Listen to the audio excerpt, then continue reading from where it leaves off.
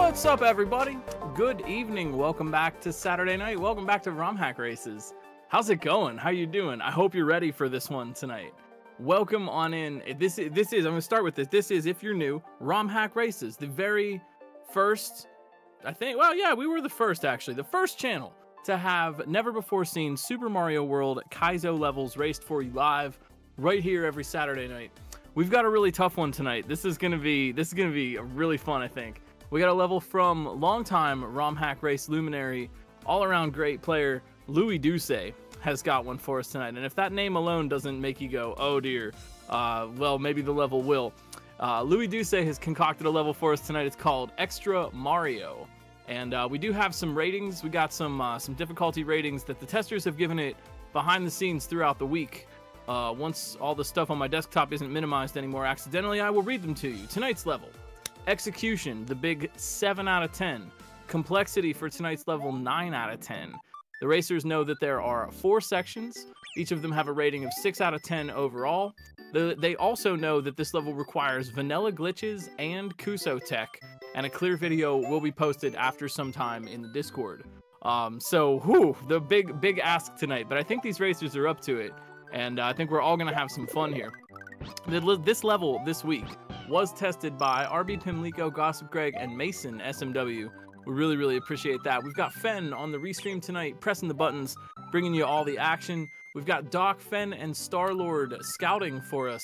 And we've got 8 brave individuals who have signed up for this one. B2DE, Bunker Games 82, Endless Ascent, Germ Dove, Ike SMB, Jank Pickle, Lizard 433, and You Fail Me.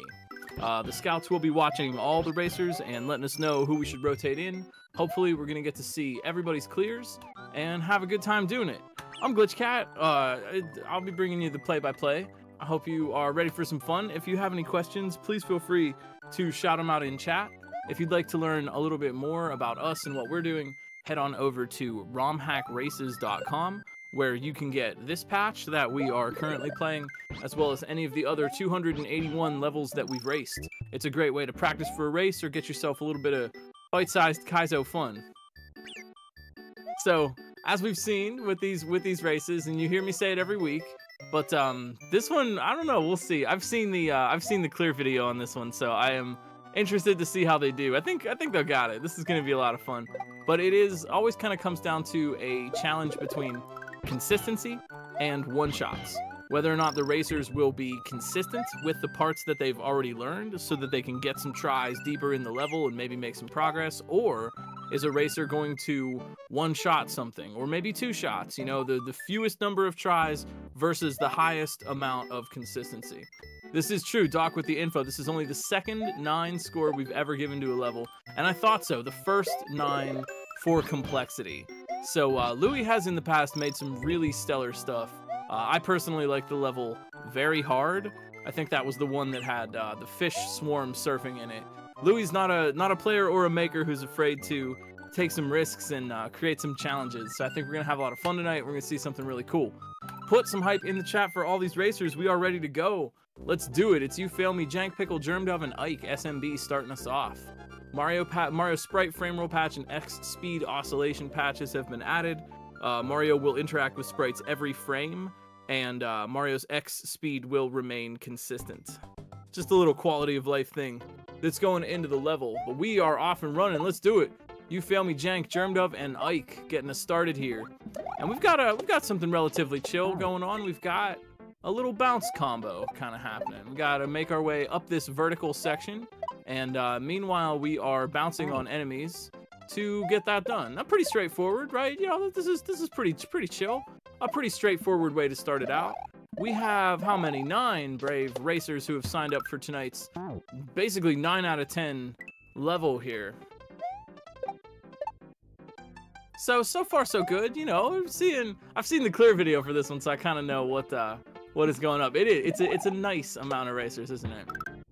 So yeah, not so much so far. You know, I bet you all know kind of how the basic mechanics of Mario work, right? You've seen this before. Mario, our little plumber guy, can jump way up in the air. Ike SMB in the upper right showing us how it's done. Germ Dove right next to them. And, you know, Mario can jump, Mario can spin. Mario needs to use the right jump for the right situation. and Germdove is getting out of that first section first. So now there's something kind of going on here. There's a little bit of trickery happening in this, which is, well, maybe we'll find out. Yeah, there's an extra Mario that's up there. So this kind of looks kind of chill, kind of simple, but I think the racers might find a little bit of a challenge waiting for them. And there's You Fail Me. All right, getting to that next section. Now, what did they do? Did you notice what happened on You Fail Me screen? Are you starting to make the connection with the name of the level? Extra Mario? So what could that be about? The racers are gonna have to learn. Germdove, You Fail Me here, Ike SMB in the lower right, kind of just trying some things out, right? The first thing in any Kaizo level really is moving forward, right? You know, well, obviously the goal is gonna be over there, and we want to move forward and get to the end. But now here's You Fail Me and Germdove. They made it to the edge of the level. The screen stopped scrolling, and there's nothing over there. So what's that all about?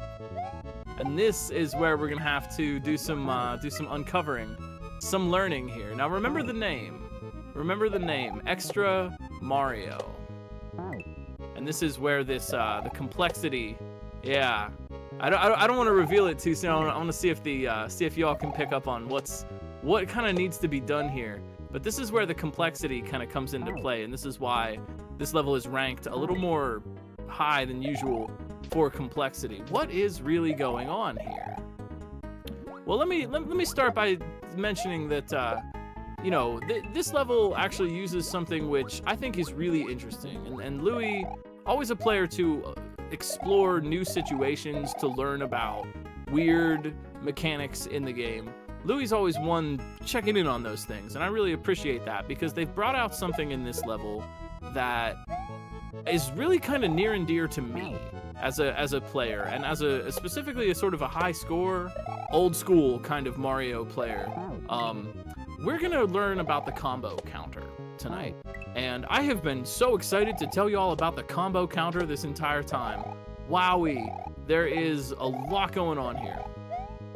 But looks like Ike, checking on these racers here, looks like Ike, SMB, in the lower right-hand corner. Notice they're kind of doing something different. They could just go ahead, right? But it looks like they have kind of figured out what they want to do here.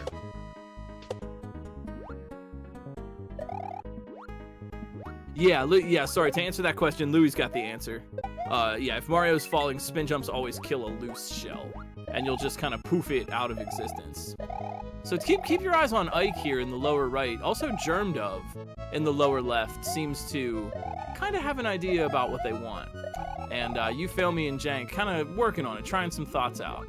But let's learn here. Let's learn about the combo counter in Mario. It's a very interesting thing, and it has cool applications. There was a level from a recent contest, fairly recently, it was called South Point Hotel, where you needed to manipulate the amount of points that you were getting from enemies, and using a lot of different kind of weird tricks to get that to happen. But let's start maybe a little bit more simply here with this. Combo counter, The combo counter is what you get when you jump on lines of enemies, right? You know the standard Mario thing. You jump on the enemy, one up, you know, 100, 200, 300, 400, what's it? 100, 200, 4, 800, 1,000, 2,000, 4,000, 8,000, one up, right? And that's a little counter inside the game that is ticking up as you do that. So the way you maintain that counter is seemingly intuitive, right? If Mario is jumping on enemies over and over again, then it will continue to rack up the counter, just like we know in regular Mario games. But there are ways to mess with that a little bit, to preserve the counter, things that don't count as stepping on the ground. And now we're seeing, yeah, there's Jank Pickle, here's Ike SMB. Yeah, now some people are starting to put this together, what they really want to do here. And I suppose it's that time to reveal what they are trying to do. And I'm pretty sure what looks like what Germdove and Ike and friends have put together here, what they want to do is preserve their combo counter, which means first things first, don't land on the ground. when you step on the ground, if you have an active counter, if you've charged up some value on your combo counter, stepping on the ground will set that back to 0 and break it, right? Because you can't just jump on any enemy, you have to jump on enemies in sequence. So there's a couple of ways that this level design is cleverly getting around that. One thing is the spin jumping. You notice right at the beginning, they're going to spin on that green Koopa. Here's You Fail Me. Oh, they're skipping the Koopa. Okay, well, Germdove and Ike, at least, have figured out that they want to spin on that green Koopa to start. That gets them 200 points on their combo counter. Now, if they were to touch the ground, that would break. But since they're still spinning, they can land on enemies, and that just doesn't affect anything. How else do you keep the combo counter going? Water. You can stay in the water, and that will not reset because you haven't actually touched the ground at all. You're just in the water. So that will also keep the combo counter active. And if you think back to the title of this level being Extra Mario, then what do you think we're going to try to do here? And I think maybe perhaps it will all become clear. But these racers they gotta work with this a little bit, because what I've just described is easier said than done. So, looks like You Fail Me trying to get through that dolphin. Germdove and Ike kind of got the right idea here for the start. And yeah, looks like everybody's kind of picking up on what they want here. These yellow extendo blocks are making them jump between the pools of water, because remember, they cannot touch the ground. So basically, touching the ground is the same thing as a death in this area, really. Got those two, yeah, the two silver P-switches there. Now, those are actually kind of being used as an obstacle, because there is that, famously, the one frame where you touch the top of the P-switch, you count as standing on the ground. So they've got to avoid these, and it's really, I love this level design because it takes normal things that are non-lethal, right? Normally, standing on the ground won't kill you, unless maybe it's some kind of Mario Maker level. But it's taken normal, non-lethal things, and it's made them into obstacles, which is just super clever to me, and I really love that. Ike, SMB here in the lower right, they have got their combo. I think they haven't touched the ground yet, so their combo is charged, and they will continue to rack up increasing amount of points for every enemy that they kill using that. Germdove also, they're picking up the shell. So you notice we got the green Koopa to start. That's 200 on the combo. Then from that point, they are continually spinning. They never actually touch the ground. They need to hang out on that rock there, because going up into the water would break the spin, and now they have to touch the ground. So they're hanging out on the rock, and they're waiting to move forward over onto that other rock that's being dropped by the digging chuck and into the two pools of water. At that point, they are avoiding those yellow extendos, right? Because normally, you know, it wouldn't kill you, but it'll make you stand on the ground. So the whole trick, it's kind of like sometimes I think of these Kuso kind of, I don't know if this is even like Kuso, but these kind of silly, this level isn't even silly. What am I trying to say? I think of these levels with obscure mechanics and one kind of overarching gimmick. It's almost like a Simon Says kind of thing. Like, it's always trying to trick you. Simon Says never touch the ground, and then it's constantly trying to trick you into trying to touch the ground, which is really funny to me. That's a good point too, Doc. And yeah, this level is a really good example of how Kaizo design doesn't have to be claustrophobic to be tight. That's kind of a thing, you know, that I need to get better at as a maker too, is like, you don't always need a low ceiling, man. You don't, like, how am I gonna prevent cheese? Oh, low ceiling, definitely. Just give them a muncher ceiling. They'll never be able to jump over that. And this is level design that thinks outside of that box a little bit. Looks like You Fail Me in the upper left. Yeah, they've got it. They look like they have moving with purpose and deliberation here. So once that red Koopa is kicked onto the ground, they are going to need to wait for the Koopa to wake up. And you're seeing Ike, SMB, and Germdove both kind of go for that. That's the point of jumping between the pools of water, because they want to avoid the extendos while they are waiting for the Koopa to wake up. So getting your movements timed correctly in that situation is part of the challenge there. Looks like Ike, though, yeah, they've got a formula. Ike is usually pretty quick to come up with a strat and a consistent way to get the same thing to happen every time. Jank Pickle, In the upper right, though, they have also, they've got some thoughts.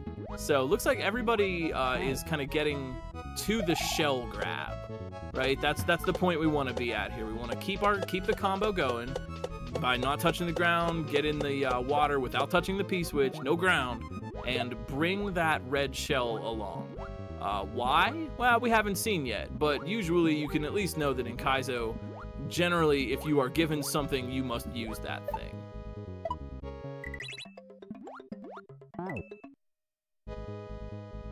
Are you with me so far? If you have if you have questions or would like to learn a little bit more about these mechanics and what is going on, please feel free to ask. This is definitely a level for that sort of thing. There is a lot happening here, and it can be sometimes hard to tell why the racers are doing what they're doing.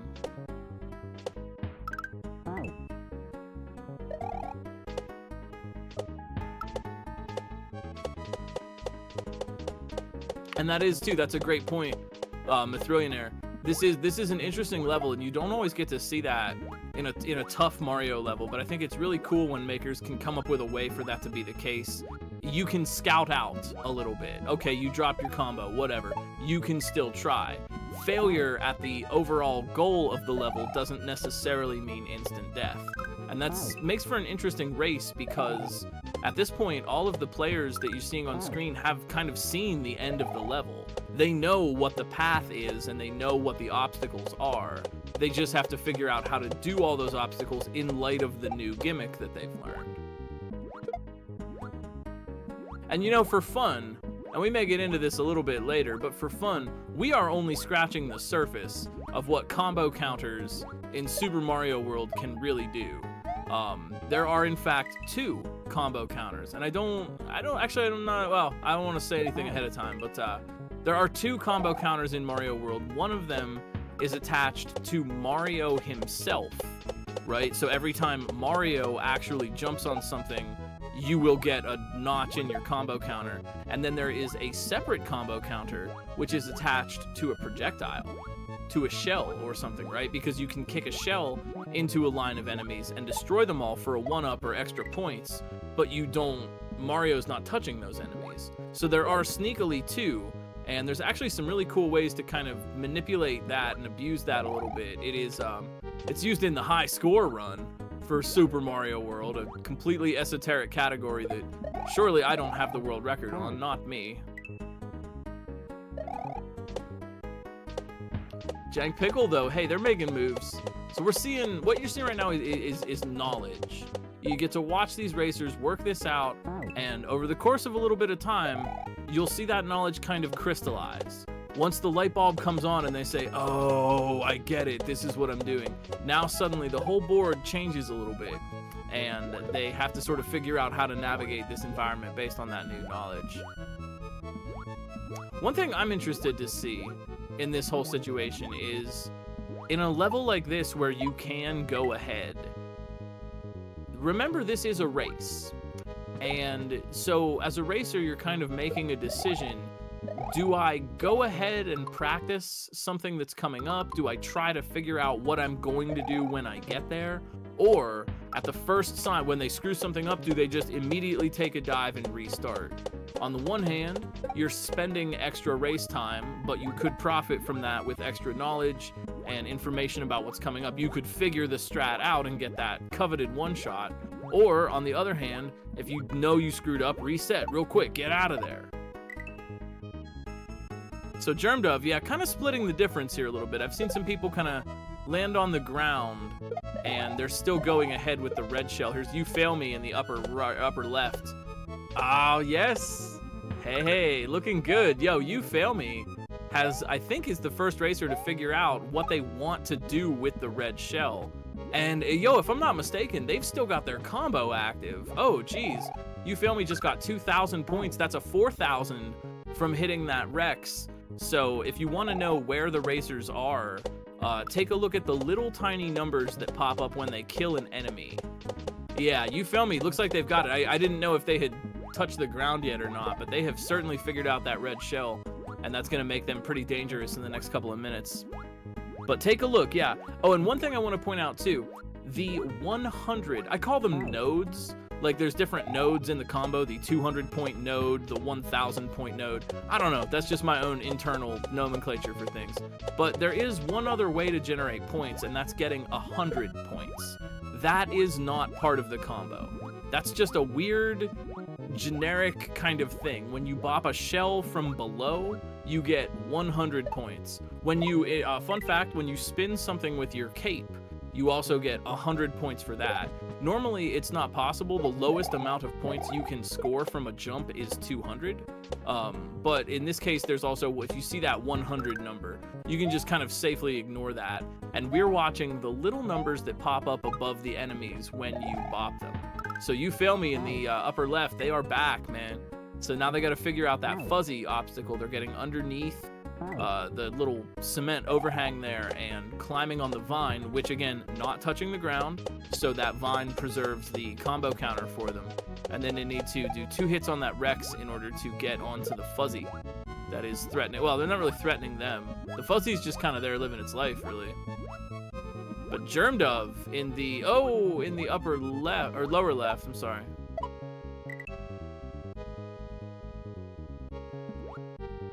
Exactly, they do need to avoid that dolphin, because standing on the top, well, the dolphin's head is a solid object. It counts as the ground. So they have to make a couple of jumps there to avoid that dolphin coming up from underneath them. You fail me in the upper left. Oh, no! Oh, slipping off the vine at the last second. Ah, you hate to see it.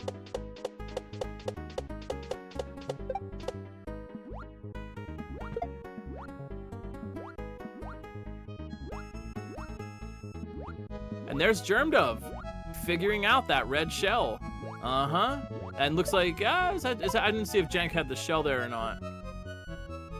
Oh, he knew he lost his combo. Oh man, I didn't even see the minute where he lost it.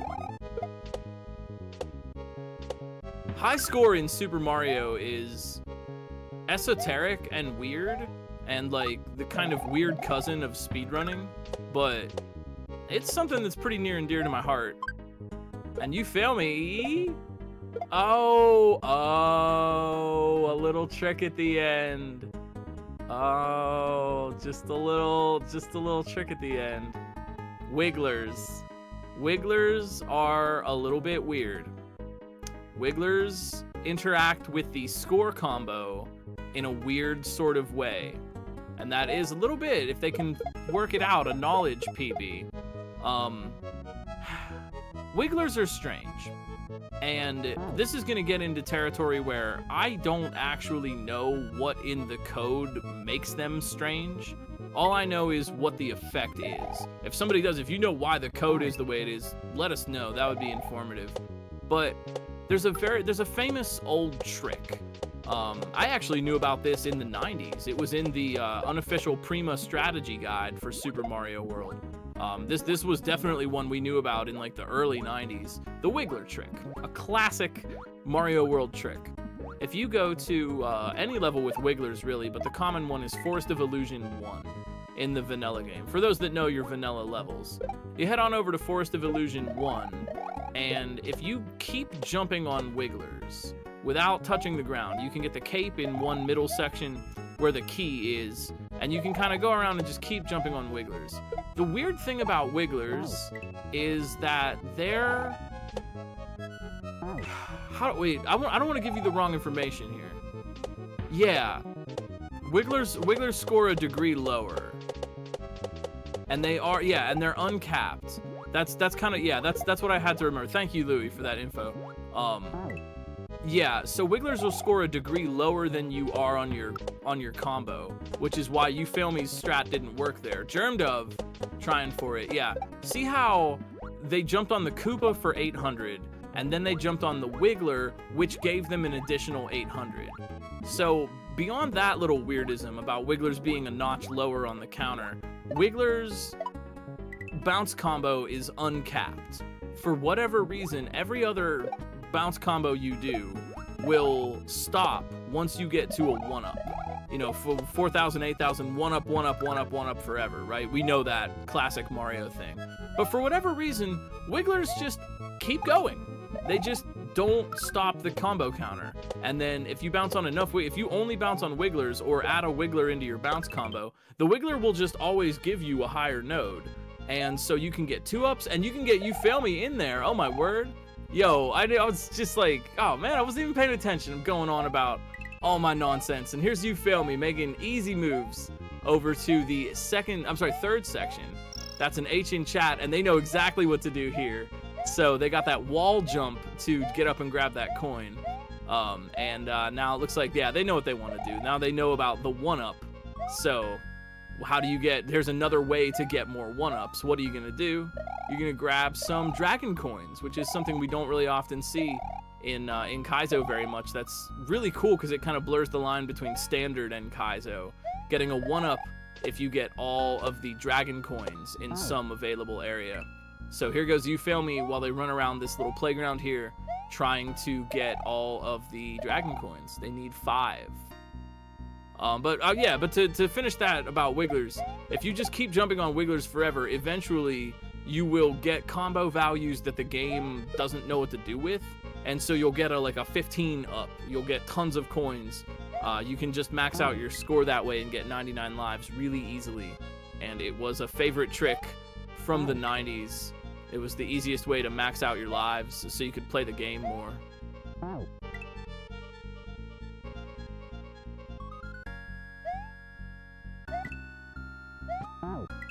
So a couple of little challenges here. Yeah, I dig that description, like an ultra difficult vanilla hack. Modern Kaizo fascinates me because we've seen such a merging. You know, where is the line between standard and Kaizo? That used to be more distinct, and now it's getting a little blurred, you know, because here's a big open area where you can pick what you want to do, except for all of the tasks are pretty challenging, you know? And I like this. I like this artistic development. So You Fail Me's got to work through several different obstacles here, trying to kind of figure out. Now this is where some glitch Kuso knowledge might come into play, and this also might give the other racers a chance to catch up a little bit. We've seen some pretty close attempts from Jank, Nathan here in the lower left, and Ike SMB. So the longer You Fail Me has to kind of hang out in block purgatory, the longer the other racers have to work on the previous section. But now the gimmick is pretty well established. At least now You Fail Me You Fail Me's not confused. They know what they want here now. Aha! So thinking about it. Oh, geez, You Fail Me. I see maybe what they were trying there. You Fail Me. Oh, maybe looking for a little bit of cheese. Oh, thank you so much. I appreciate that. It's not Mario Day here, but Sky did make a pretty nice cake.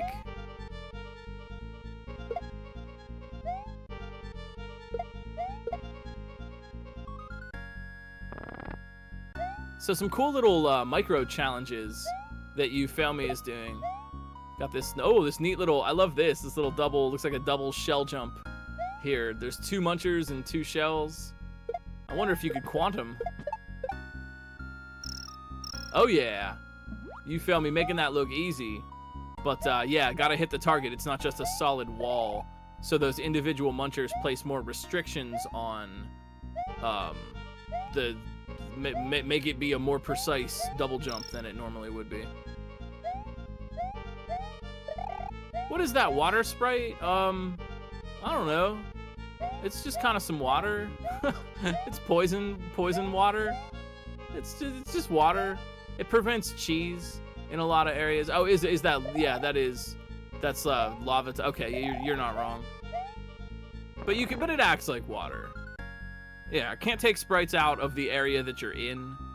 It's just kind of helping to prevent cheese and making each of these little coin areas their own separate challenge. I'm noticing there seem to be more coins than you need here. There were 2 coins up in that thwomp area. There's 1 up here. Is that the case? It's hard to tell from watching the racers, but it looks like there's more coins than you actually need. You only need 5 to get a 1-up, and it seems like there's a few more than that. This is a good part. What is Kuso? What is Kaizo? What is Standard? What is Mario? What is life? So just like with any, forgive me for a little bit of poetic license here, but just like with any art scene, Ike, hold up though. Oh no, their combo was wrong. Just like with any art scene, just like with music or visual arts or painting, let me ask you this: what is rock? What is pop? What is noise rock compared to metal? What is death metal compared to hair metal? What is rock compared to punk rock? What is, you know what I mean? And on and on and on like that. And the reason I bring this up first is to illustrate the idea that the distinctions are subtle sometimes and open to interpretation. There are things that we can say, generally this style does this and that and the other thing, but makers, artists, creative types are always trying to blur the line. And part of the rich tapestry of Kaizo and modified Mario gaming is to blur those lines a little bit and bring something from Standard into Kaizo, bring something from Kaizo into Standard. But to get to that question, what is Kuso? In particular, what is Kuso? Kuso is a style defined a lot by silly interactions, weird mechanics, and the fallout from strange glitches. I'm trying to think of a good example, but honestly, I'm not even, there are better Kuso players. I'm looking at this third wall in chat. There are better Kuso players than me out there. But generally, Kuso is a style that concerns itself a lot with silly things. Aesthetics don't matter. Actually, it's kind of better in a Kuso level sometimes if things look kind of weird and silly. And it deals a lot with hyper-specific tricks that work in a particular context. Kuso is often adjacent to a sort of a troll puzzle, maybe a little more puzzle sometimes, a little more troll sometimes, but generally it's sort of a, do you know the obscure mechanic trick? And then can you use the obscure mechanic in a puzzle situation? In this case, the Kuso tech here is kind of the using the water and using spin surfing to avoid touching the ground. Kuso kind of is like this. It has like, it looks like a normal level, and then it's not. And then you realize, oh, I can't get through unless I could physically go through the wall. And then it turns out you can with some glitch. The interesting thing about Mario World, and one of the reasons why it can, I mean, there are many sub-disciplines of this, why Kuso is among them, is because Mario World is such a perfect storm of malleability in the engine. There are, if you haven't checked, and this is good research and reading for interested folks, if you've never seen it, SMW Central has a list of known glitches in Super Mario World. And it's cool enough that that list is 200 million miles long. There are so many things on that list. And the other interesting thing about that, and maybe better for gameplay, is that most of those glitches don't cause the game to crash. You don't hard lock the game. This game really doesn't like to hard lock. Instead, it just keeps going. It just allows the weird circumstance to persist. For example, you could dive into the fun, interesting world of power-up incrementation, where Mario can have different power-up states outside. Yo, Ike, let's saw that. Let's go. Mario can have higher power-up states. It involves code manipulation at the level of gameplay, that you can literally do things in your gameplay that change and alter the code. And I hope that kind of helps folks understand a little bit. It's a subgenre. Short answer: Kuso is a subgenre of Kaizo.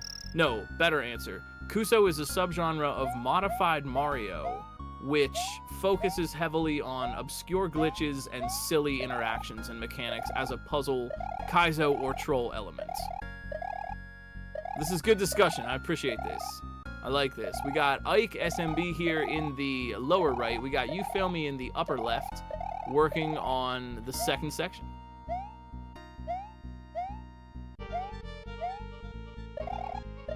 So you're seeing, yeah, and in this case you are seeing some other kind of Kuso glitch tech.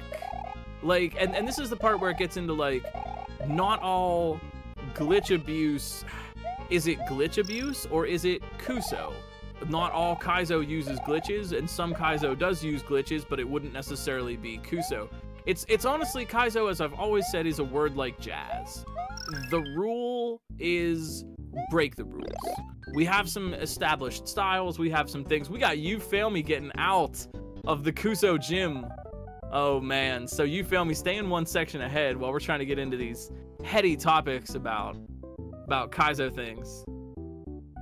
Yeah, all jacuzzis are hot tubs, not all hot tubs are jacuzzis. Yeah, it's sort of like that. Like, there's weird amounts of crossover between the different styles, and again, makers are trying to break the rules.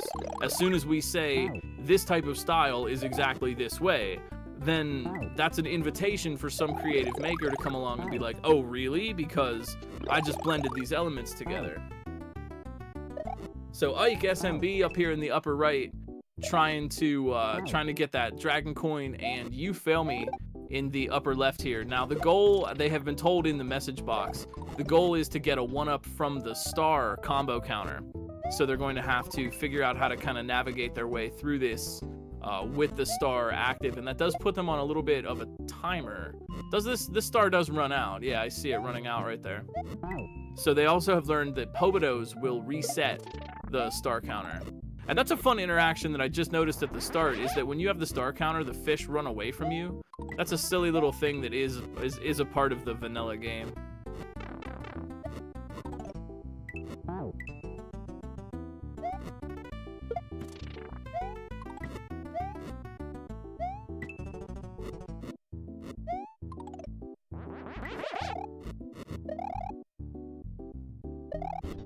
You found me though. I mean, wasting no time here, getting acclimated to this section.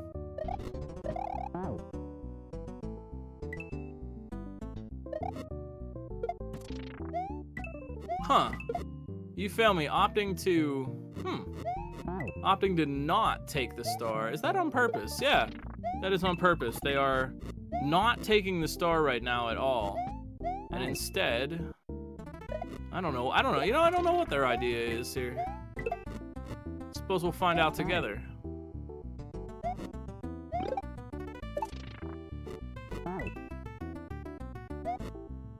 Could be scouting. Kind of scouting it out, making sure they know what's up. So here's one. I'm actually not sure why they are able to jump on the dry bones when they have a star. You would think the dry bones would be killed by the star. That's actually a question I'm curious about. Is that a vanilla thing? Can you just always get a jump on a dry bones while you have a star? Kuso is concerned with being knowledgeable about little tiny things like this. That's interesting. Yeah, they just don't die. Fascinating. See, that's a little point of tech. That's a little thing that you'd never really even think or care about. And yet the Mario World engine goes so incredibly hard and so incredibly deep like this that you can create an interesting situation in a level out of a minor detail like that. And that's a lot of what Kuso is kind of involving itself with, is taking these little minor things and turning them into interesting level design, something that's fun and surprising. I'm seeing this too, Nathan. They know what they want here, so they're certainly poised to make a move. Ike, meanwhile, moving through this, can we just call it the Kuso gym section? It's like a little gym, you know, little areas you can go in. So they're picking what tricks they want, setting these shells up. And I want to try to point out some of the other tech that they're doing in this section. But setting up for the double shell jump at the moment.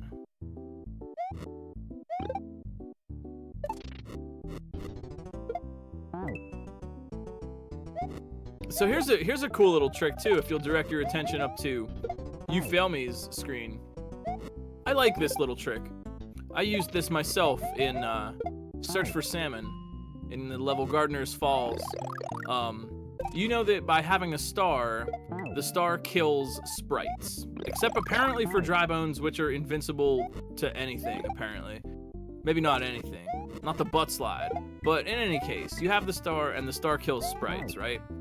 The grab block, the purple grab block that you picked up while it's flashing, that's a sprite.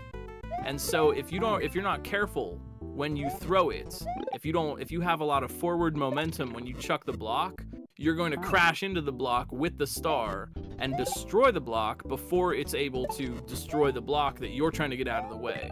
Does that make sense?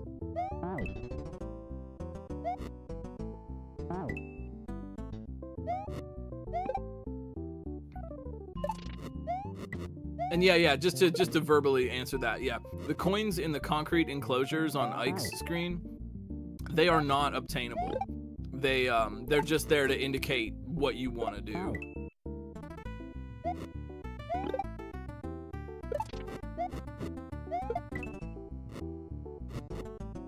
Does it count towards a 1-up? I guess in theory it could, but the fact that when you smash the grab block with the star, you're standing on the ground would immediately break your combo anyway. So like, if you had a star and you could kill I think it would, wouldn't it? Why wouldn't it? I've never tested this, but I don't see why not. If you could kill a bunch of grab blocks without ever touching the ground, like if you have the star in water and you did that, I think you probably could, yeah, you could rack up. Yeah, it gives points. It gives points, and there's a way to kind of smash. You see, you feel me kind of smashing it as they're getting through, so proper timing with that throw will allow them to smash the block, get the points for it, and still get through the barrier.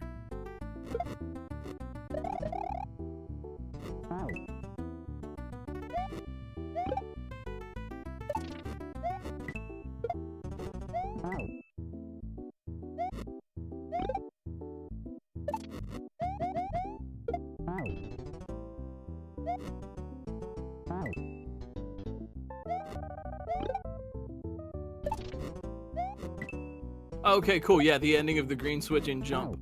Yeah, gives a 1-up farm that way. Having the star power drilling through a bunch of blocks. And you see how Kaizo tech can become quite a rabbit hole of interactions. Again, because Mario World in particular has so many weird little things like this. There's just, if you have a star, you won't be able to kill a dry bones. You may kill a grab block with a star as long as you don't touch the ground. If you kill enough grab blocks with a star, you'll get a 1-up, right? And you start to see how, with a little bit of ASM or a little bit of clever level design, you can force some of these things to happen, right? You can force the player, like in this level, to get a 1-up in order to get out of the area that they're in. And so you see, you know what I mean? You see how Kaizo tech gets to be this sort of rabbit hole of really obscure properties. I like to say Kaizo is a heady. It's Mario for heady tech folks who really like getting into the weeds and exploring the possibilities of what can be done with these weird little properties. When someone sees something like, oh, huh, that's interesting. If you don't have a star, you don't kill dry bones. For a regular player, oh, Nathan, so close, man, so close. For a regular player, they might just shrug and say, oh, okay, that's a weird little thing. How would that have any use? But a Kaizo tech player would look at that and say, I could build a whole level out of this.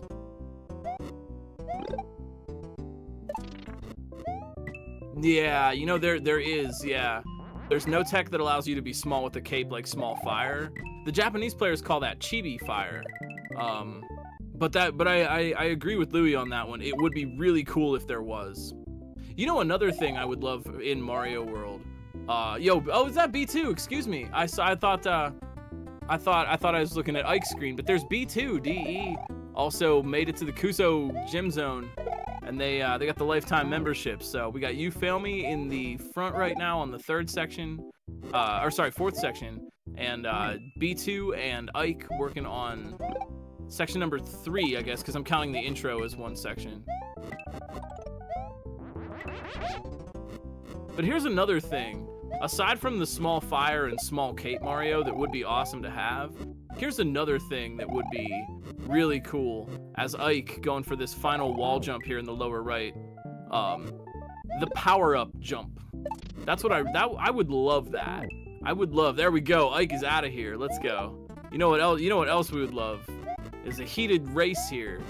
Yep. The goal here is to get a 1-up with the star kill combo. Pobotos will reset it. So now Ike and Louis kind of pulling neck and neck together. Louis has a little bit of time here to work out what they want. So Ike's gonna have to catch up, and now it's gonna be kind of Louis' consistency versus Ike's ability to read the situation.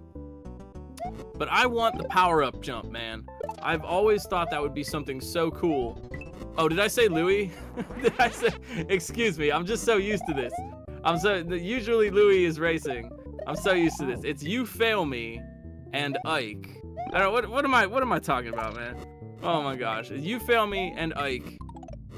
They're working on the final section. Watch out. Oh man, I'm losing the plot here. Power-up jump. In Mario 1, if you are not holding the jump button when you touch a power-up and go through the power-up animation, and if during that animation you then repress the jump button, you get a free jump out of midair. I wish that was a Mario World thing too. I think it would make levels really interesting, and it would be a cool bit of ASM that would make a whole, you can make a whole level out of that.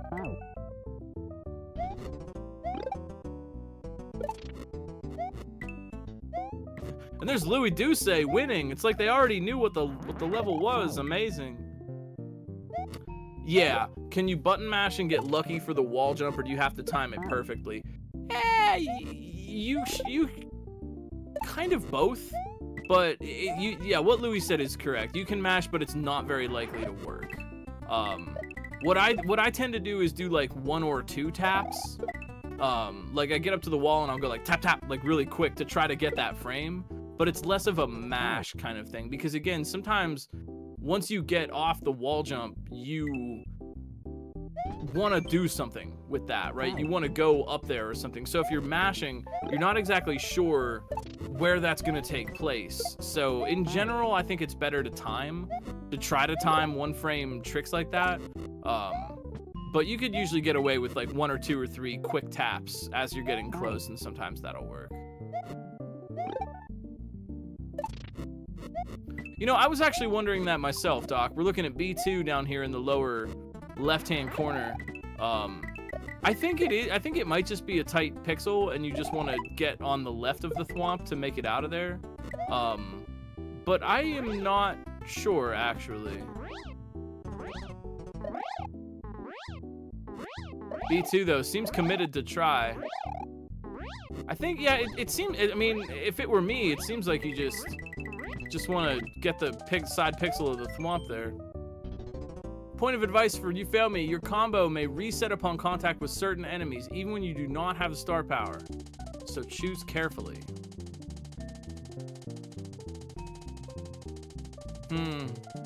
You Fail Me, thinking it over.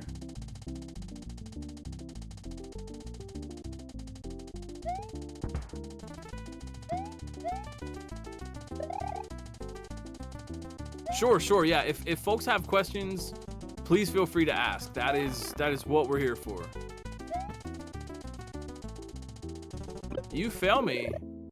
Okay, now they've got a read going on, but will they pick correctly? Oh, they jumped in the lava. Okay, so You Fail Me up here has got the consistency that they need. Ike SMB, not too far behind, using the cape to get up there. Ah. Yeah, You Fail Me saw they missed something. They did notice that. I think they noticed that.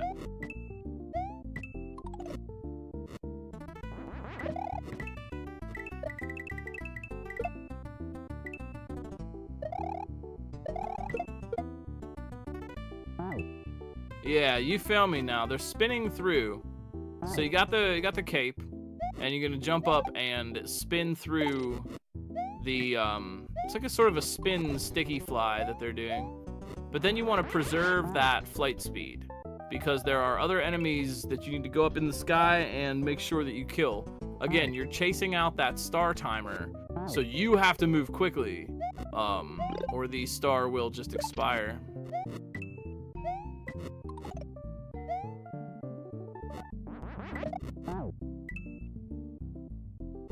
All right, now since this is a tough one, we do have a clear video going out on the Discord right now.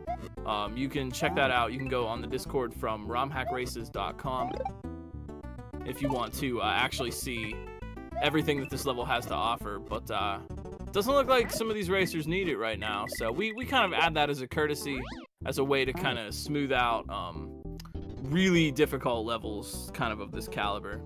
Not something we do every week, but something that we leave on the table for really challenging levels like this.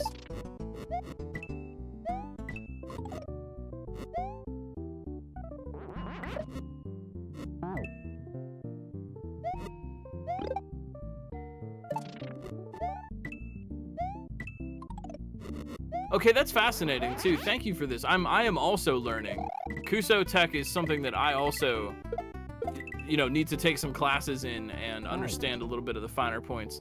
So with this thwomp jump, if Mario's rising, he can skirt past the surfaces of blocks. Sprites don't get ignored like this, so you can even hit a thwomp solidly inside a wall. I didn't even know that. I had no idea. And that's funny too, because I would not have tried that obstacle that way. So do you see the rabbit hole that is forming here with all these very incredibly particular? Kaizo is often particularities.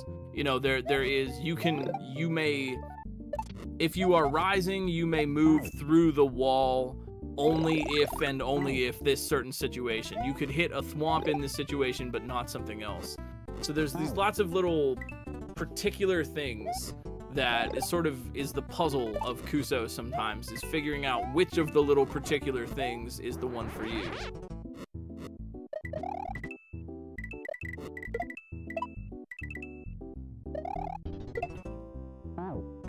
Really a masterclass in cool Mario interactions tonight, so thank you so much for this one, Louis. This is great.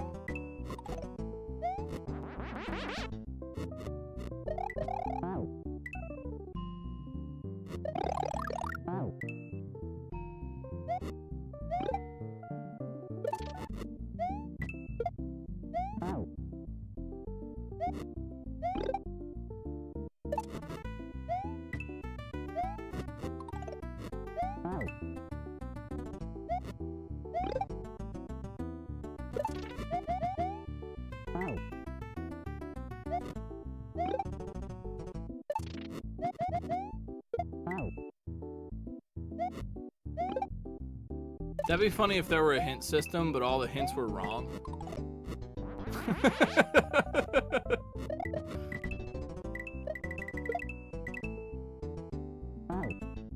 This is a great example of, I think, just like Maker style. And I think something that's so cool about Kaizo right now is, you know, whatever you call it, Kaizo, Kuso, standard, puzzle, cape, shell, glitch, whatever. So many makers bring unique styles to the table. This level doesn't look like anything else. And it's really just, I don't know, at the risk of making a silly point, that's something I love about Kaizo, is the real diversity of styles.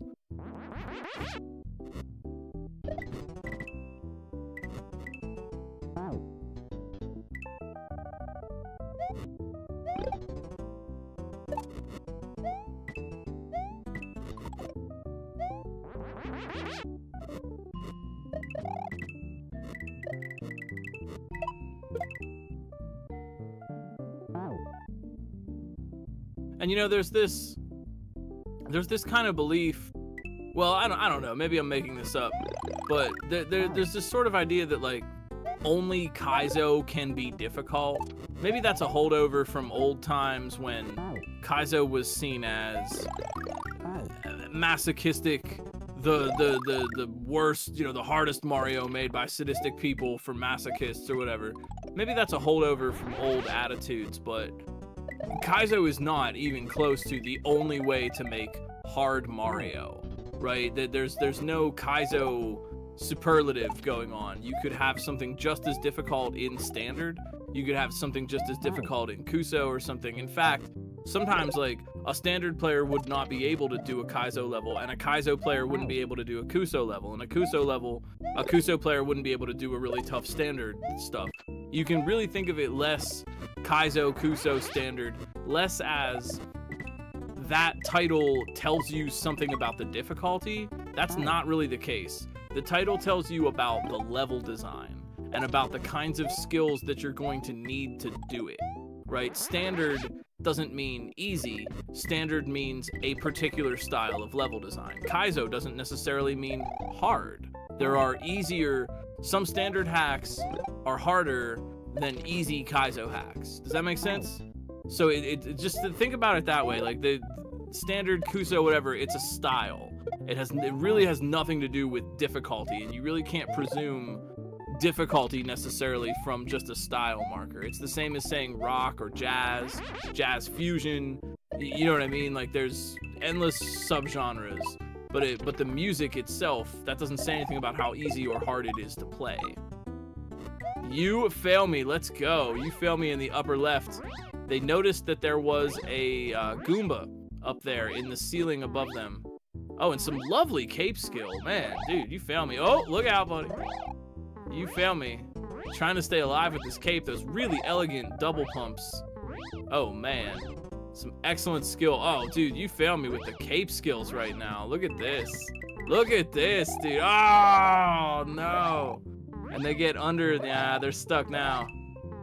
Yep, they can't get out from under the line of brown blocks that are blocking the way there. But that was some really great recovering. Meanwhile, Nathan, MG up here in the upper right, making their way into the Kuso gym, and B2 in the lower left, also one section behind Ike and You Fail Me. Hey, no clears yet. We got You Fail Me and Ike on farthest, made it the farthest in their sections, and we're seeing if Nathan or B2 can catch up.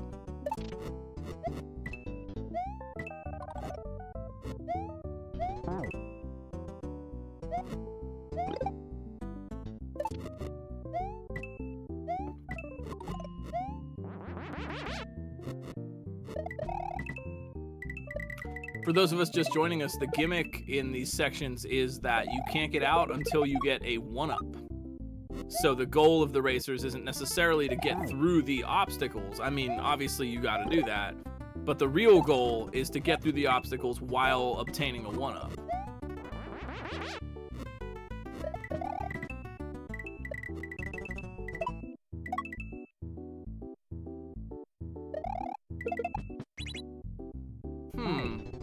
Yeah, Ike. Kind of going off on their own here for a little bit.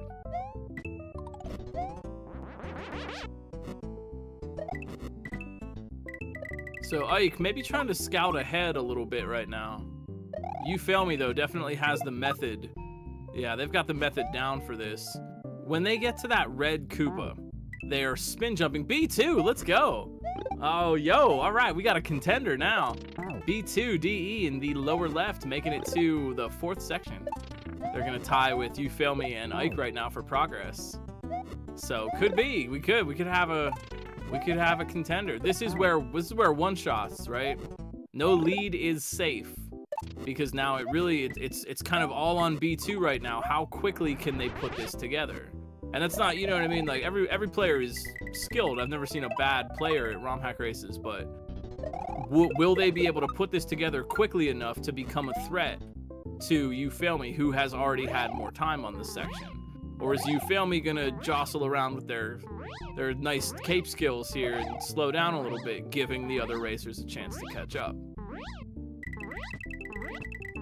Doesn't look like it though. You Fail Me. All right, back again. Now they know they need to choose carefully. Meanwhile, Ike kind of scouting out a little bit. But see that Goomba up there? See that on Ike's screen? They want to spin that with they're spinning or spin flying, and they want to hit that red Koopa up there and pop it up so it unlocks the Goomba, and then kill both the shell and the Goomba for points. And now You Fail Me has an important decision to make. It was not the correct decision.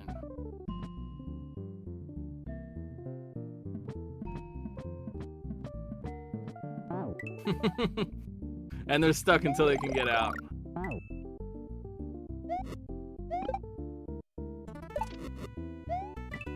Okay, that's a good emote. I like that. I like that emote there. The failed double pump. That's a good one.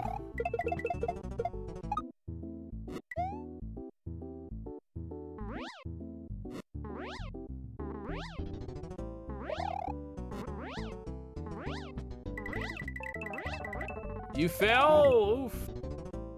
Meanwhile, Nathan trying to work through some double shell jumps. Nathan's section involves, if you're just joining us, they've got to grab 5 dragon coins.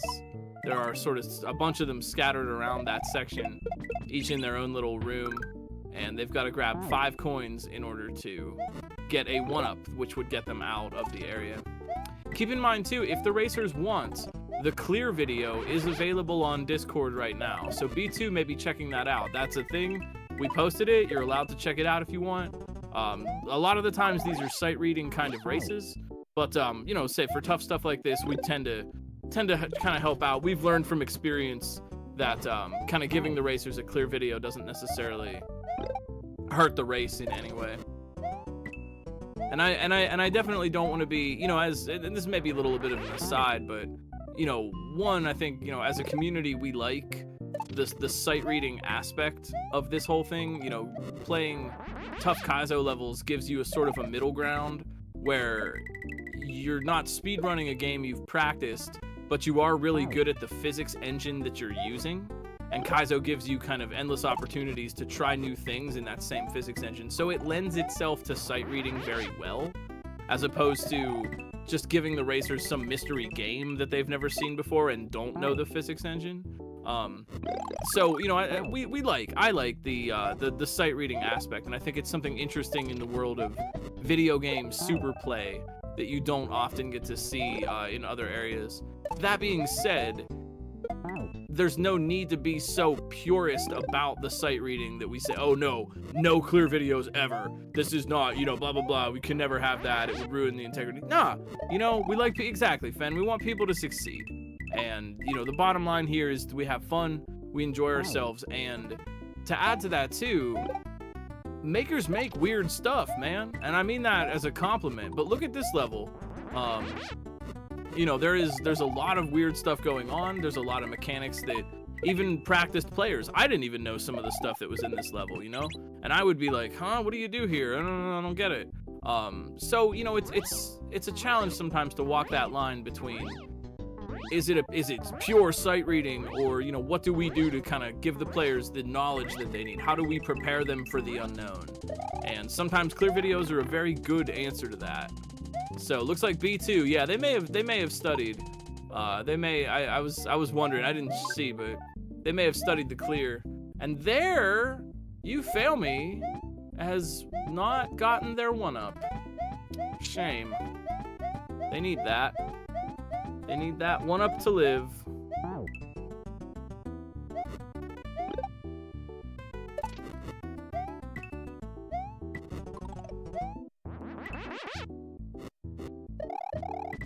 Oh, here's something to highlight. Nathan, MG, in the upper right here. They are attempting to do...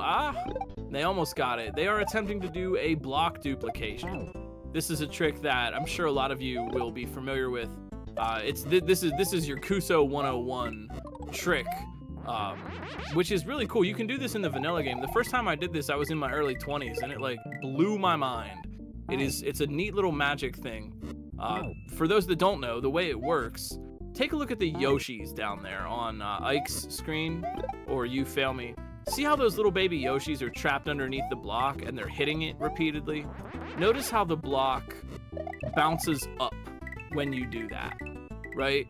Right, when you hit a block, like a question block or a turn block or whatever, there is a weird little animation of the block bouncing up like that. If you up throw an object, or not even really have to up throw, but assume an up throw, If you up throw an object and you do it in the right moment, it will hit the block in an adjacent spot. So you then produce a block out of thin air. Because the game just thinks, oh, you're hitting a block in this spot, there must be a block there.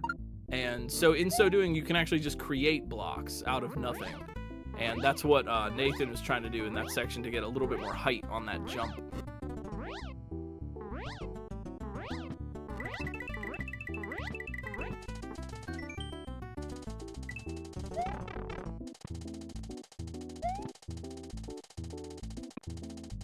You fail me. Back again. And there's the 1-up! Yo! You fail me. Moving on. I'm sorry, this is the... I was wrong about the this is the 4th section. My count was wrong. I was counting the intro as a thing. So you fail me still. Keeping the lead. 1 section ahead. And now, we're getting into something new.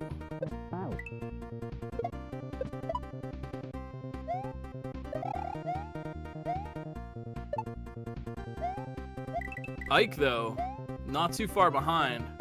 So this section, yeah, see that you fail me is on. I don't actually know all the things that are going on here. This will be a group effort.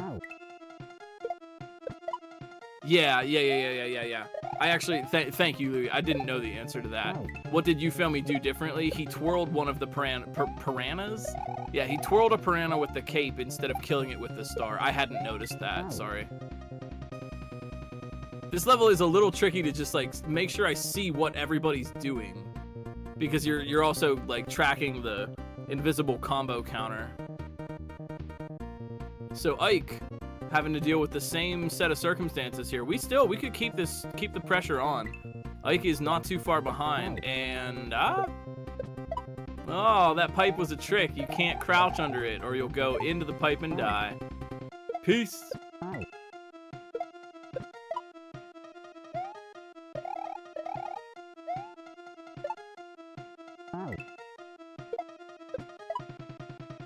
Yeah, the idea there is to create a combo with your star.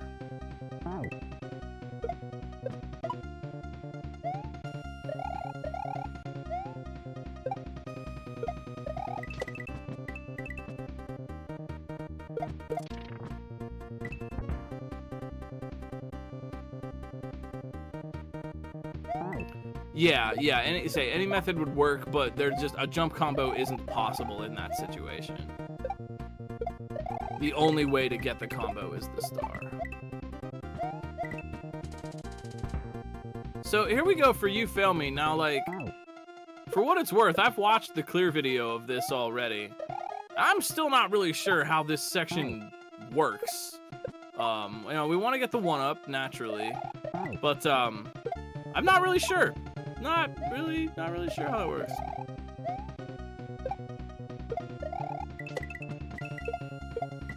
Well, hitting things with your cape doesn't count as a combo.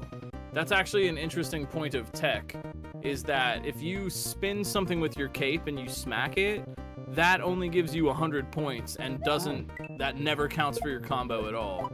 There's a weird way that you can abuse that to get an infinite shell that gives you 1-ups all the time, but yeah, a cape smack will not count as a combo node.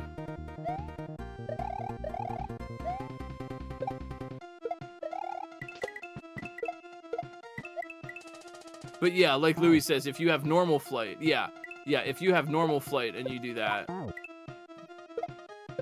I think that's a situation where that alternate cheese strat would be more difficult than what was actually being asked.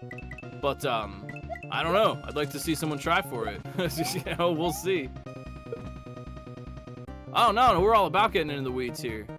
That's what we do. If you want to learn, please ask the questions. I don't always know the answers. Honestly, Kuso is a weaker point for me. I think there are players out there who have a better handle on that kind of tech interaction and are better at figuring things out in this weird world. Yeah, I am not. I'm not the most knowledgeable Kuso player out there. Louis is really good with it. Third Wall's hacks are amazing. There's been a lot of work in this area, but yeah, I am maybe only a C student in the world of Kaizo. So Ike making it all the way to the end, but their combo, it looks like they missed something in their combo, so they're gonna have to go back and try again.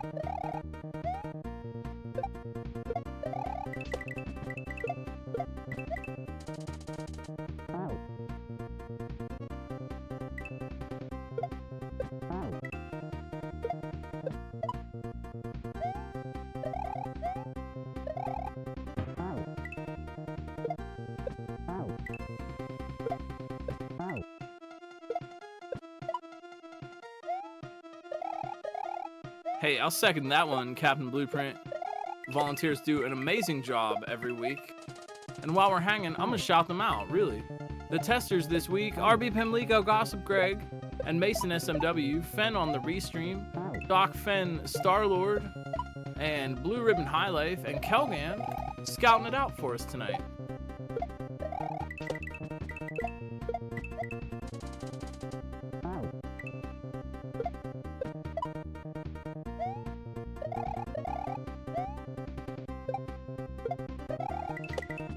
Yeah, that's pretty much it.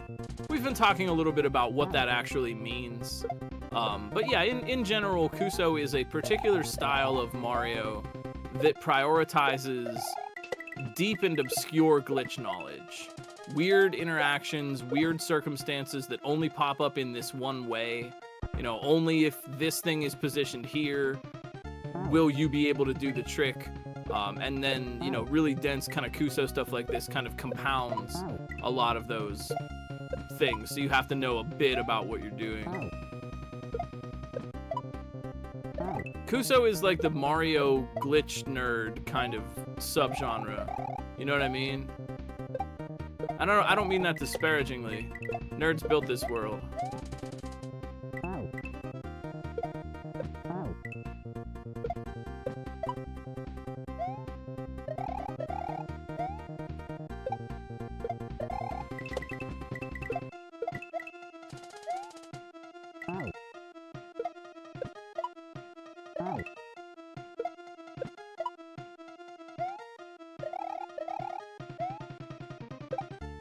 Yeah, I would agree with that. Kaizo prioritizes glitches over flow and platforming. Yeah, I think that is definitely the case. The levels become sort of like, I mean, you're used to a normal Mario level where you run through, you jump over the obstacles, you get to the end. Even Kaizo does that for the most part. You know, you avoid the obstacles and get to the end. But Kaizo tends to sort of lock you in a room, right? You're in a space, you can't get out, and oh, nice try, Ike. You're in a room, you can't get out. You have a couple of objects, and you have to kind of put them together in a way that gets you out of the room.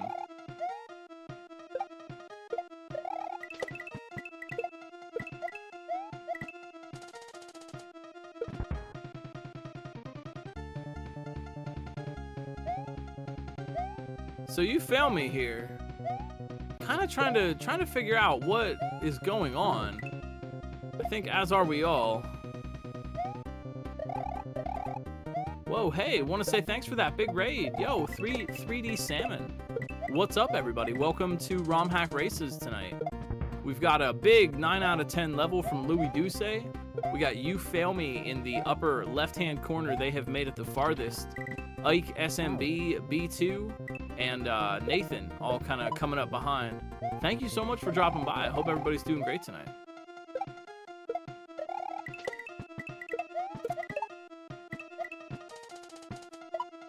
But You Fail Me in the upper left. They have got the most progress, but looks like Ike SMB, man, not too far behind. They just have to get it right here at the very end.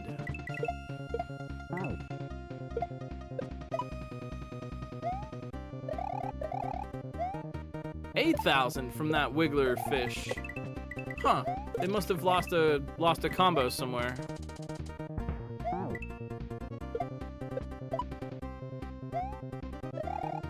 The goal in each room here is to obtain a 1-up.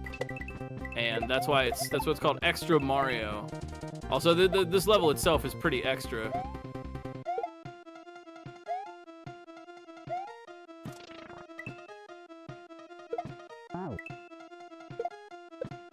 that is an interesting bit.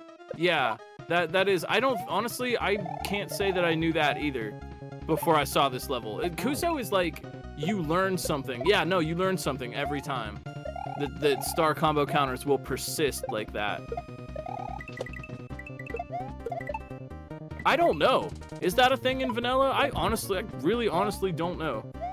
Literally, that's honestly kind of my thing with Kuso. Like, every time I'm like, oh, geez, like, I don't know what to do here. You fail me, though. Oh, my word. They have figured it out, man. And there's Nathan. Yo, let's go. Nathan, MG in the upper right, making their way into the next section. Everybody on your screen, except for You Fail Me, on the same room. You Fail Me one room ahead right now.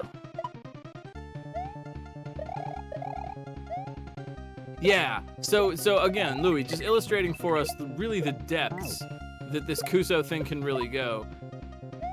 Every sprite has sort of different rules about whether or not it will reset your star counter or not. And like, you could know them, right? You could know each of those rules and design a level accordingly, which is what Louis has done here. Like, trying again. So yeah, they've lost the star, but since they haven't touched any enemies with a star that will restart, or will split the counter. Ah, they picked Chuck. Yeah, Twice Pipes has your answer for that one.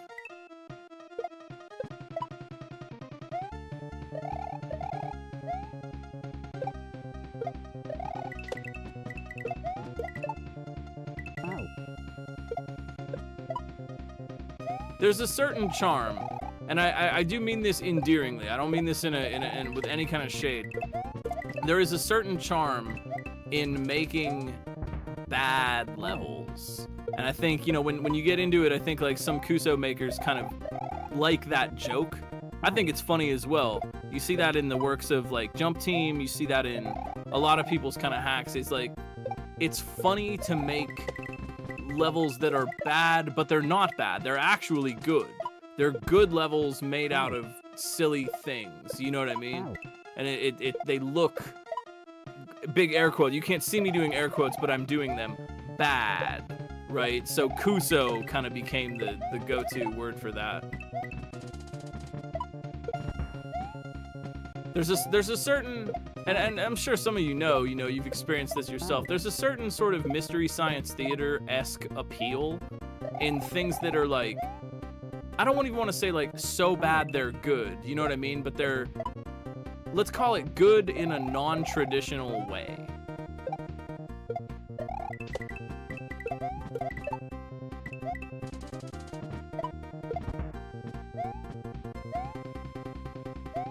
So You Fail Me, keeping this green shell alive, dropping 3 of those grab blocks to open the way.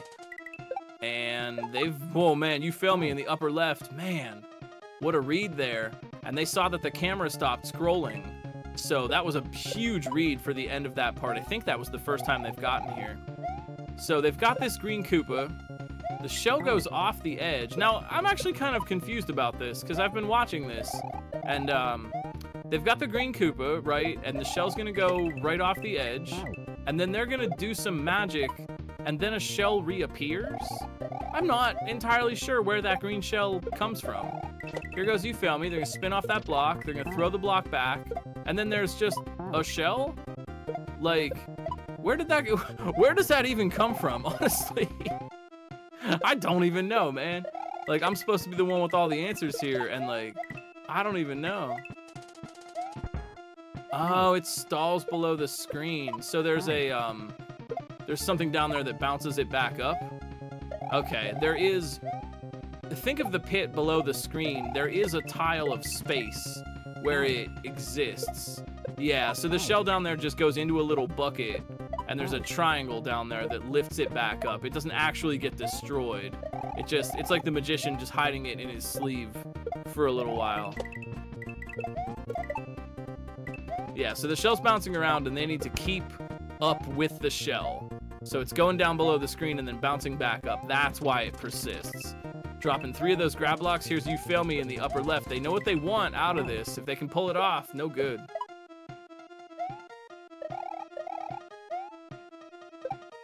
Yeah, Mithrillionaire. Yeah, definitely. Yeah, what Mithrillionaire said. I don't mean bad.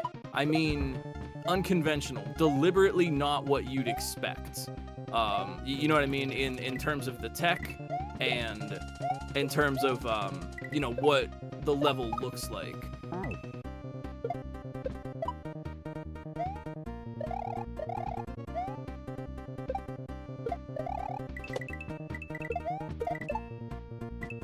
You Fail Me though, getting right there. They know what they want for this section, so it's kind of just a matter of time here. 3 grab blocks. You Fail Me back again.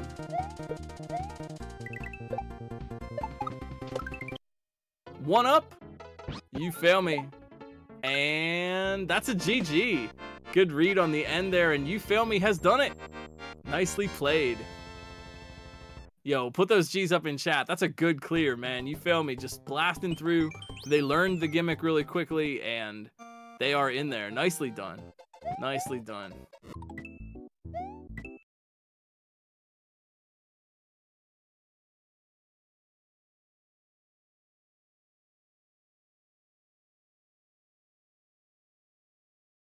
So we got Germdove, we got Nathan, we got B2 at DE, we got Ike SMB here. Let's see, Germdove working on the coin section. Nathan and B2 and Ike, 1 section ahead. Again, if y'all have questions, if you want to learn something, please feel free to shout it out. There's a lot going on here, and if I don't know the answer, we'll find you someone who does.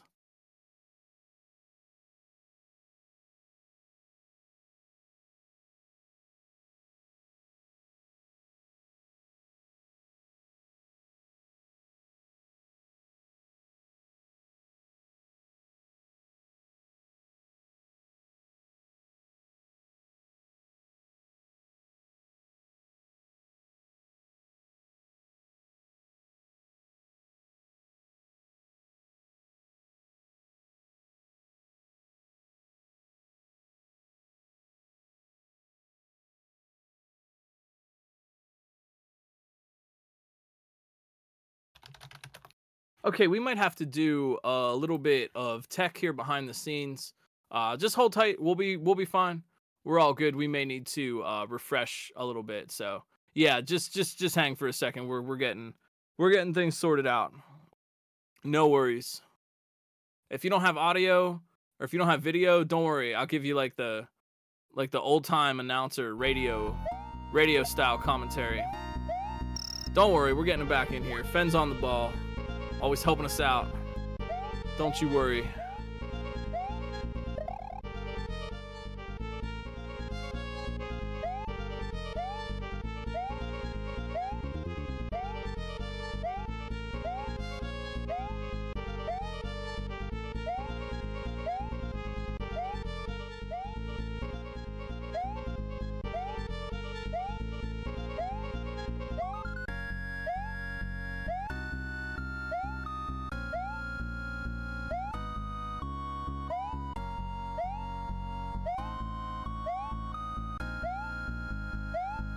Creator, man, they make some great stuff.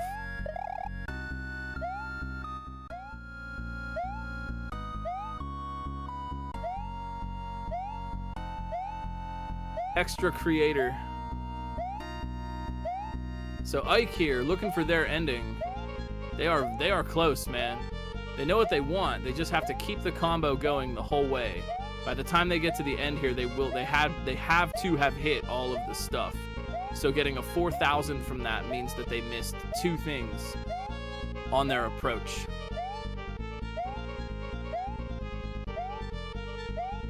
Germdove trying for that wall jump. Nah, it's all good. Sometimes tech things happen. It's okay. We all get it. It is perfectly fine.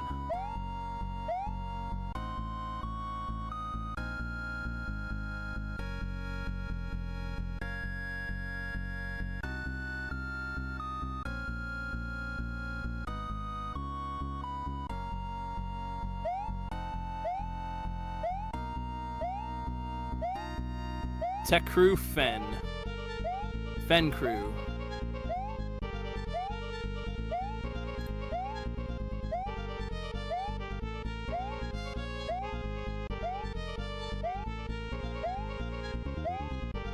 Yo, thank you all so much for hanging out tonight. Just want to say, you know, I hope your night's going well. Thanks for making ROM Hack Races a little part of your Saturday. We do these every Saturday night, 8 o'clock p.m. Eastern Standard Time. So if you'd like to catch some more, please drop that follow. And while you're at it, go and follow some of the racers. They're working really hard to play the level and give everybody a good show tonight. I think they absolutely deserve that. If you want a little bit more Kaizo in your life and you don't want to wait till Saturday for the next race,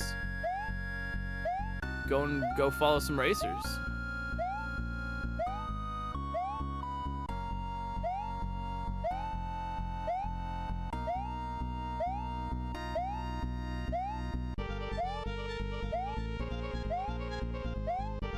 This is always such an educational thing. You know, every Kuso levels are kind of like dissertations, exploring possibilities of the little tiny intricacies in this editor, or in the engine rather. And I'm endlessly fascinated by that. You know, I've literally played Super Mario World since 1992, and I still learn things. Little tiny little things like certain enemies reset your star combo counter and certain enemies don't. It will persist between stars. Dry bones don't die when you jump on them if you have a star. Certain little things like that. There's always something else to uncover and learn in this engine. And that's yeah, no, that really is. You could like write a long and involved paper on the interaction of certain Mario sprites in certain situations. Again, I implore everybody, if you're interested in this kind of thing, go and check out. We can find it and post it in chat even. SMW Central has a list of the known glitches in Mario World. It is worth a read. It is absolutely worth a read. It's fascinating, and you might even pick up some cool ideas for your next level.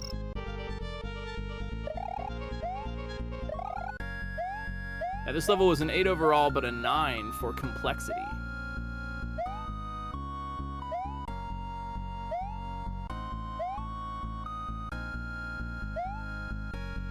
One of the harder ones we've had, but clearly these racers are up to it.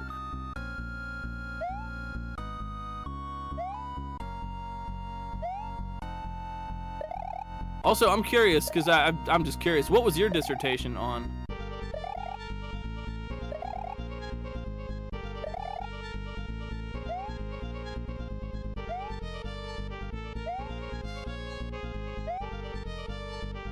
The application of Kuso tech to Mario levels, a study.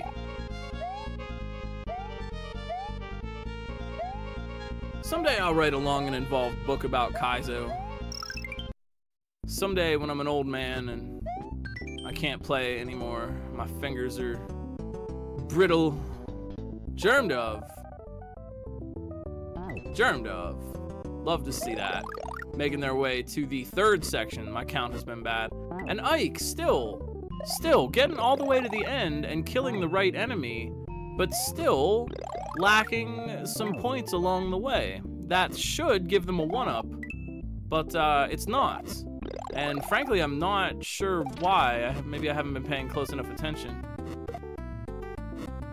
So everybody on your screen right now, Germdove, Nathan, B2, and Ike, all working on the same section. Looking for a 2nd place. We're rounding out the podium here, so anybody's game right now. If you're here to cheer on a favorite racer, if you're here, you know, specifically to see your friend or whatever, post their emotes in chat. Make some noise for your favorites. We like that support. Ah, bad star grab. Okay. Yeah, sometimes it's a little tricky for me to tell where things went wrong because I haven't been looking at that exact racer for their entire run. I kind of do this thing with commentary, like, it's trickier than you might think to watch 4 games of Mario simultaneously and, like, figure out what everybody's doing. So I do this thing where, like, I watch the racer that's farthest ahead and see if they make it, and then when they die, I find the racer that's next in line. You know what I mean? And then I watch them, and I try to, like, circle around. So I'm watching the racer who I think is, like, on screen, like, currently in the lead. Does that make sense?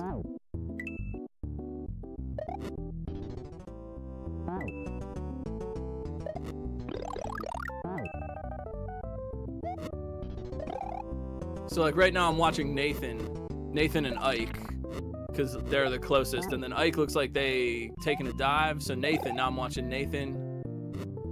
Yeah, because Nathan is furthest along right now. Okay, so now Nathan's taking a dive, so let's see what B2 is doing. Okay, B2's gonna, well, they lost a combo though. So now we're looking at Ike, see what Ike restarted. You see what I mean? It's tricky though. I've had to practice this over the years.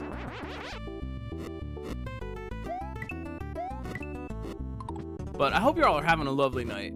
Thank you for being a part of this, and preemptively, Happy Mario Day to those that celebrate. That's in just a few hours, actually. It's gonna be Mario Day pretty soon. It's gonna be my birthday, too.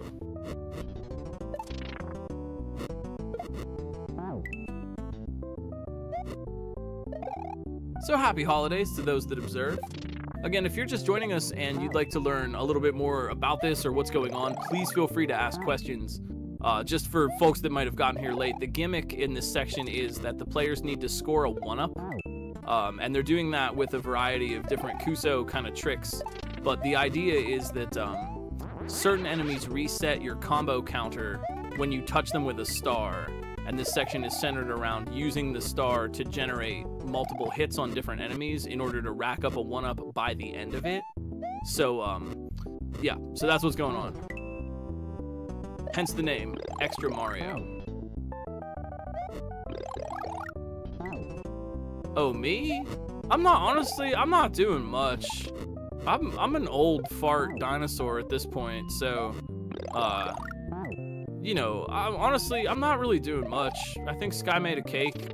It's gonna be really snowy tomorrow. I was gonna go play pinball, but it looks like it's gonna be all snowy and crappy, so I'm probably just gonna stay home and hang out. I think I might spend some time with my parents. Just kind of kick it and have some cake. I didn't really have any plans or anything. I guess being a streamer, I should do a 12-hour birthday stream. Come on, everybody. But I might stream for a bit later in the night. I don't know.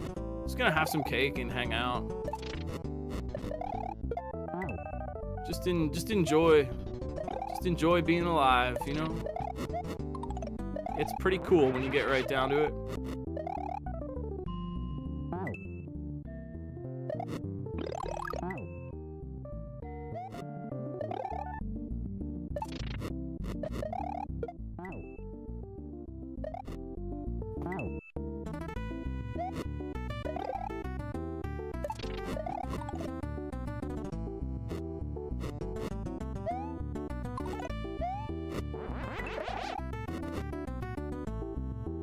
If anybody would like to learn a little bit more or check this level out for yourself, once again, romhackraces.com. If you'd like to grab this patch or any of the other 281 levels that we've played. If you'd like to get involved, we are always looking for friends and volunteers. You can check out the Discord server for more information on that. There's always something to be done, and RomHack Races is brought to you by a dedicated crew of volunteers. Fen, Dr. No, Ampersam, Kelgan, D4, RB, Pimlico, Gossip Greg, Mason, SMW are all helping us out tonight, including Blue Room and High Life on the scouting, and Doc and Fen, and there's two Fens in the scout room. Oh, I'm seeing double, 4 Fens. Ugh, you know, that's always the kind of thing. Nah, that's just like always the kind of thing as a streamer that's just made me feel weird. You know what I mean? I don't know, it just makes me feel weird. Like, it just makes me feel weird. Like, I don't know how to describe it. I've never been super keen on my birthday, but like, it's cool, it's alright. Just makes me think of how I'm getting older. You know? It's not always a great feeling. But it's a great feeling here tonight.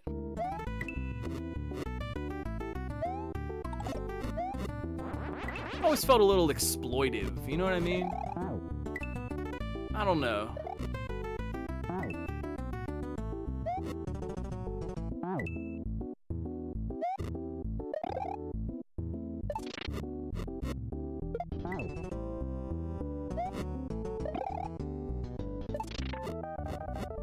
Plus, being a Mario streamer, Kaizo is just like, oh, it's Mario Day, and everyone's like, oh yeah, woo, Mario Day. Oh, yeah, also it's Glitch's birthday. Like, people like it gets passed over. You know what I mean? I can't compete with Mario Day, so a lot of people don't even. Yeah, it's fine. My birthday is whatever, dude. It's Mario Day. That way we can share it together. Everybody can have something fun to celebrate. So just to have a Mario celebration.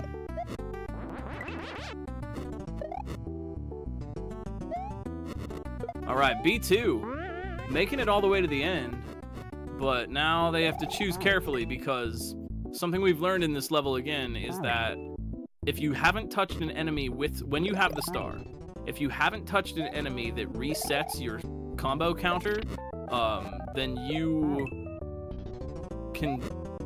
the combo counter will persist between stars. B2, look out. So B2's got to make the right selection. Sort of like that game where you put the pieces into the slot and make the right selection. Now remember too, the racers do have access right now to a clear video. So they do actually kind of know what to do. In B2's case, they did make the right choice, but on their way there, they didn't kill the proper amount of things with the star. And this can be kind of tricky because a lot of situations, especially the spin fly in this area, you could kill the enemy with your cape, but that won't do it. You need to kill it with the star. Cape hits are kind of a null situation. They don't increment the combo counter at all. They just give you 100 points and that's it. And actually there is a kind of a cool trick you can do with the combo counter and cape spins. If you have a combo counter that's been racked up on a shell, you can stop the shell from moving by flipping it with your cape.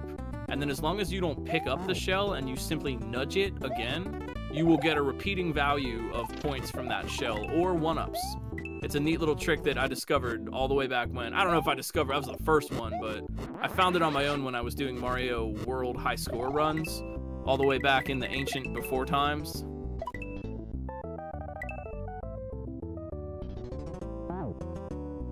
Although truly, and this is a diversion of course, but the real Mario game for high score, if you really want to get fun and serious about high score Mario, it's Mario 3.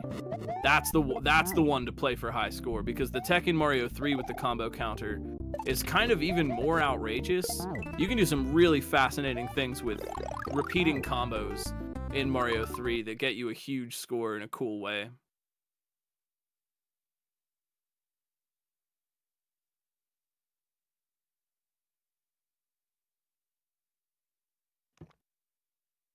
But dude, like, you know, thanks for the happy birthdays and stuff. I don't mean to throw that all off.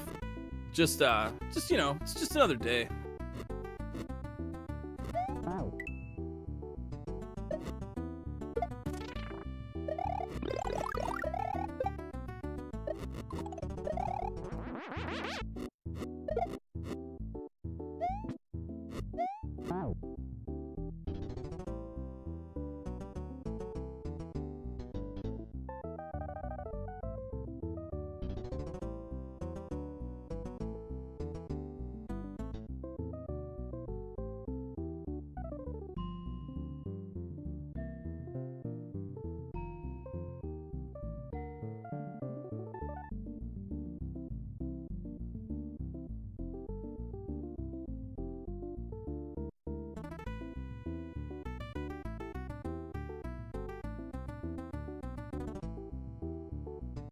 Yeah, and this is why, you know, we put so we don't do the clear video for every level, but trying to walk that line between sight reading and exploring the unexpected, and also giving the racers a fair chance to understand just what the heck is going on here.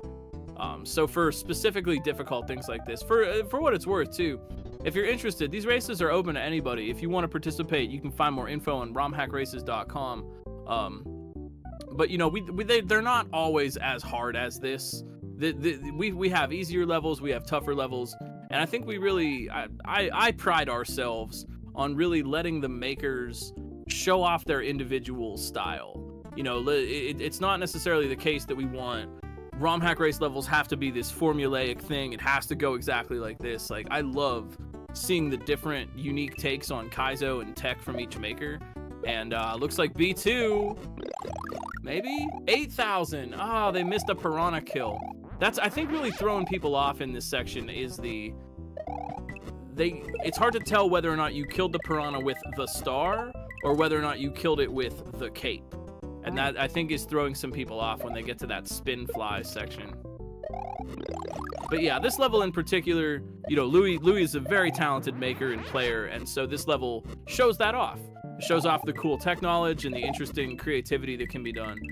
We have a different level every week, and you know, if this one seems too tough, yeah, maybe next week's will be different.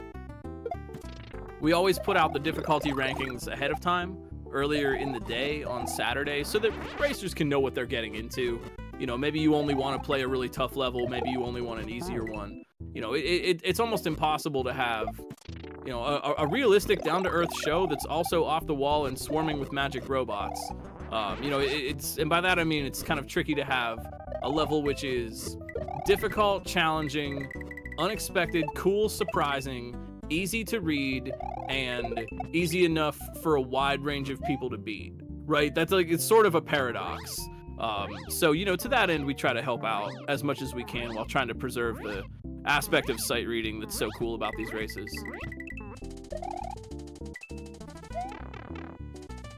Looks like Ike in the lower right going for another try.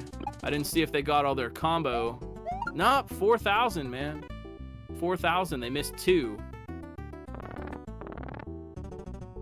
Hypothetically, if someone out there wants to start getting into Kaizo, where might they start? Well, that's a big answer, and it depends on one's familiarity with the original game. I mean, my advice, the trip you'll get from me, is to take a look at your skills and see where you're at. Give yourself a little self-assessment, and a good way to think about that is to ask yourself, how difficult do you think it would be to get 96 exits in the original game deathless? Because generally I think Kaizo is about an order of magnitude harder than that. And it's not a rule. You don't have, well, in order to play Kaizo, you must do this first. No, it's just a way to figure out where your skills are. I would recommend, you know, exploring SMW Central, learning how lunar magic works, learning how to patch the ROM that you have extracted yourself of Super Mario World, and then start messing around. What my approach is very, the trip you'll get from me is very focused on fundamentals. The better you are at moving Mario around, doing jumps, and that kind of thing, the better you will take to Kaizo. Right, you have to be able to ride your skateboard before you can go down the Bob Burnquist mega ramp, and you can't really learn to ride the skateboard by going down the ramp, right? So moving Mario around in the abstract, trying out some standard hacks, trying the original game, and just getting a feel of where your skills are, I think is really going to help. Another thing I would recommend for people getting into Kaizo is make your own stuff. Don't just play other people's stuff, because it's only going to teach you one particular context. I'm sorry, my cat is right here, and he wants to claw my chair right now. So if you'll excuse me for 1 sec.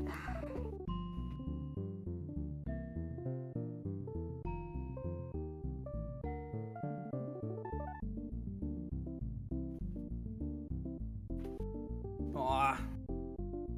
Okay, we are joined by the one and only Mallow the cat, who has decided that he would also like to be a part of this broadcast here. So I've got a cat. You might even hear him purring. He's very happy. He's a real happy guy. But yeah, you know what I mean? There's lots of good beginner Kaizo hacks out there if you want to take that route. I suggest like walking all paths. If you really want to get here, okay, here's the thing. I have to back up for a second. Here's the thing. Some people just want to play a tough game and do their best and eventually win. And they're not as concerned. Ask yourself how concerned you are about learning, right? If some people just want to do a challenge and win the game and have a good time, maybe a little bit of salty time, but eventually they get to say, Yata, I won, I did it, and you beat the game. But you don't necessarily want to treat it like a martial arts discipline, right? You know, what the trip you're gonna get from me is a martial arts discipline that says, I do not fear the man who has practiced 1,000 kicks, but the man, woman, or non-binary friend who has practiced one kick 1,000 times. That's my advice, is practice one kick 1,000 times. Walk all paths, play some standard, play some Kaizo, make some stuff for yourself, and try to learn your skills in the abstract. I think that really is like kind of the best advice I could give for someone trying to get into Kaizo, is if you only, think of it this way, if you only play other people's songs, you only learn other people's songs. If you only play other people's Kaizo levels or standard levels or whatever, then you're only going to learn the context that they put in. You're not really, oh, you are. You're learning a shell jump, for example, but what you're really learning is how to do a shell jump in the particular context that the maker put it in. What you want is skill in the abstract. And I say this specifically for people who care to treat this like a martial art. If you just want to play the hard game and win, then what I'm saying doesn't really apply so much. And by the way, you're valid. No one has to do this kind of thing in order to be a real Kaizo player or whatever. There's no true Scotsman here. Thank you for the raid too. You fail me. Good job tonight. Well played. Good win. You got it.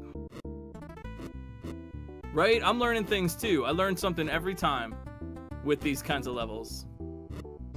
But yeah, no, that is absolutely true. There is no like, well, this is how to be a true Kaizo player, and real Kaizo players do this, and don't buy that trip from me. Don't buy that from anybody. Just have fun, you know. And I know that sounds corny and silly, but have fun. Do what you want to do. If you want to do save states, go for it. If you want to, you know, take the, like, here's some examples. Use save states. Play a whole hack with save states just to do the stuff. Anytime you're spending with the controller in your hand, moving the character around, you are increasing your skills. There's crossover, right? So play with save states. If something's really tough, make it in Lunar Magic. Take the hack into Lunar Magic and edit out all the hard stuff and put yourself at that one trick, and then practice it over and over again. Make yourself a little gym. If you find a trick that's challenging and you want to learn more about it, don't just grind your face on one hack. Take it into Lunar Magic. Learn how to use the editor a little bit so you can make yourself practice areas, little chambers to practice moves in. The more you practice designing something, that is also practice, right? As you're practicing the tricks that you're designing, you're getting better at the game in general, right? People are like, well, how did you get good at shells? I made a lot of shell levels, and through that, I got the practice that helped me out. It's okay to stop a hack. Don't buy, here's my advice for new players, honestly, don't buy into machismo. Don't buy into the machismo that says, well, I did it with no save states and therefore I am better. It's all just machismo nonsense. What you want to do is have fun. What you want to do is increase your power level. So make use of all the tools that you have to do that. It's honestly silly. Like, I use the music analogy quite a bit. If you want to learn a big guitar solo, you know, my buddy really likes, you know, Pink Floyd and Zeppelin, you know. Say you want to learn a Jimi Hendrix guitar solo. It doesn't make sense to restart the song every time you screw up one note in the solo. No self-respect, no musicians do that. That's not how it works, right? You learn the scales, you learn the fundamentals, you practice the solo, and then you put it into the song. Same thing with Kaizo, right? It's a really difficult piano piece. Don't just restart the piece every time you mess up one note. You're not going to learn very quickly. And the reason I say a lot of this really is efficiency. You can become a better player faster if you don't buy into this no save states, only grinding your face on a hack, just frustration, insult, machismo. It really is. I don't use that word lightly. It is machismo.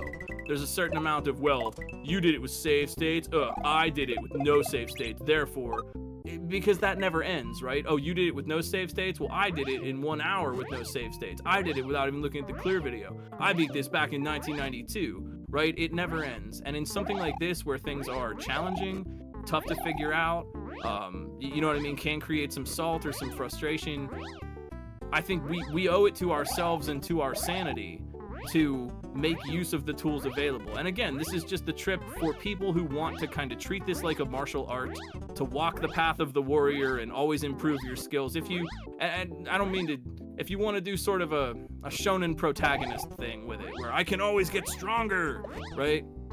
This is that advice, and I'm gearing it that way. But again, there are folks that just want to play and have some fun and don't really care about stuff like this. Cool, you're valid too. Kaizo is a big, wide, open country for everyone. Everyone can try. All types of players, all types of makers. Everyone is welcome here. That is specifically something that's so appealing about Kaizo, right? Is that there are no rules. We make them up ourselves. So don't follow the rules. You know what I mean? Do what works for you. My advice: figure out what works for you and run with it. Learn how to learn. I'm sorry, the only thing you're ever gonna get from me is these freaking Mr. Miyagi aphorisms. I'm so sorry. I literally don't know how to talk in any other way.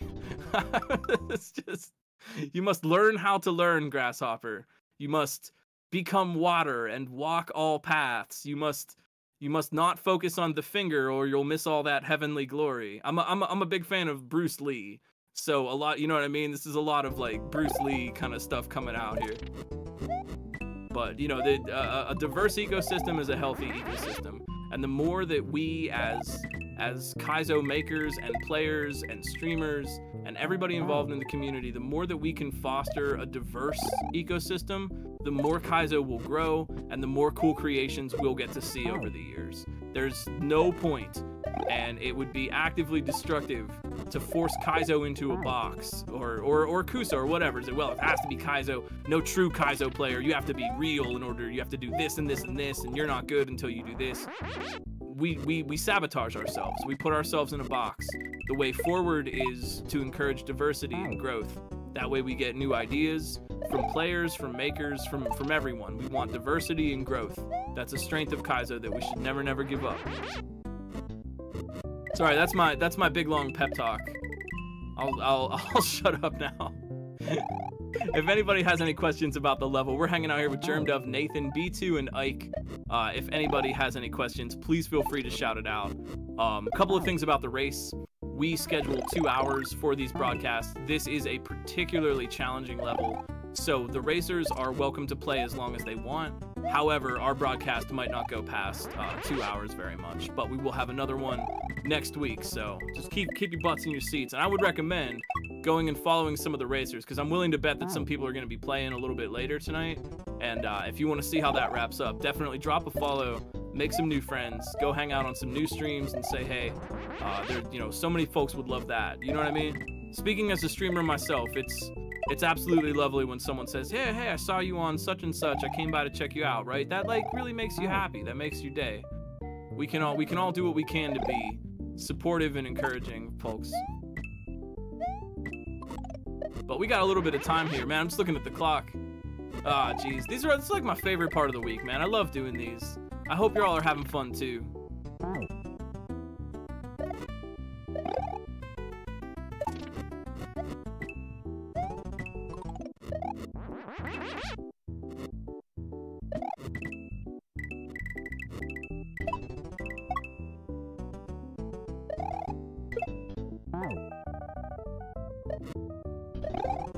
Y'all doing okay? You got any questions? Questions, comments, concerns? What if my old English teacher? Questions, concerns, grievances.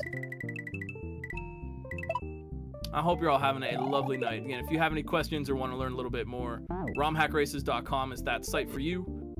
As well as you can get the base ROM, you can get the patches, hang out with the community on Discord if you want to just chat about Kaizo or learn a little bit more. It's a huge big world, and like we've seen in this level tonight, there's literally so much going on in the Mario World engine, so much diversity of level design in Kaizo and Standard and Kuso and everything that it's almost impossible for someone to know it all. Right? So again, we survive as a community. We get better when we help each other.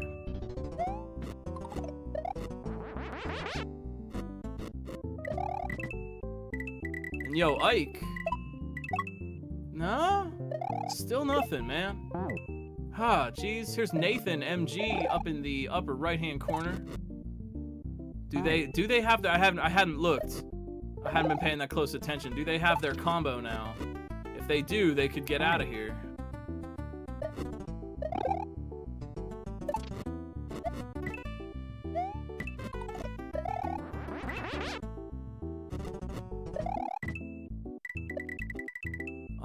Buddy. Nathan, can't cheat the system, man. Oh no. Is that the death kanji? Is that the same thing from Kaizo 1? I wanted to say I love how much this level seems like an OG Kaizo level. This is very Takamoto, very Kaizo 4. And I've always really liked that aspect of Louis' style as a level designer. Yeah, his death. Okay, just checking. I don't know how to read. Should have spent some more time on that one street. You know, it's named after those seeds. Poppy Street? No, it was Everything Bagel. No, Sesame Street. That's it.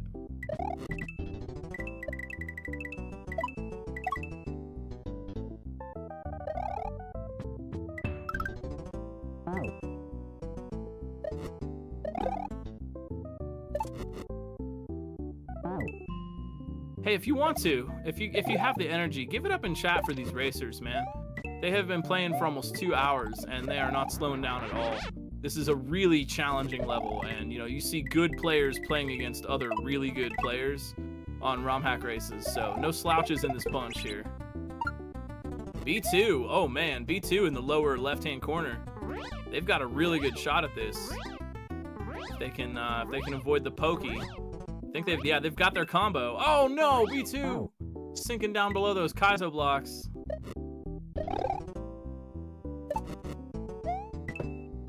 Aw, jeez. Thanks again to LouisDoucet, you know, a really talented racer. You've seen them play on ROM hack races before and really rip it up. But a really cool talented racer and a really good level tonight. So thanks so much. We got these 4 on screen: Germgov, Nathan, B2, and Ike. We've also got Bunker Games, 8-2, Lizard, Jank Pickle, and Endless Ascent. I think the scouts would know a little bit more. I was just looking at the scout tool page.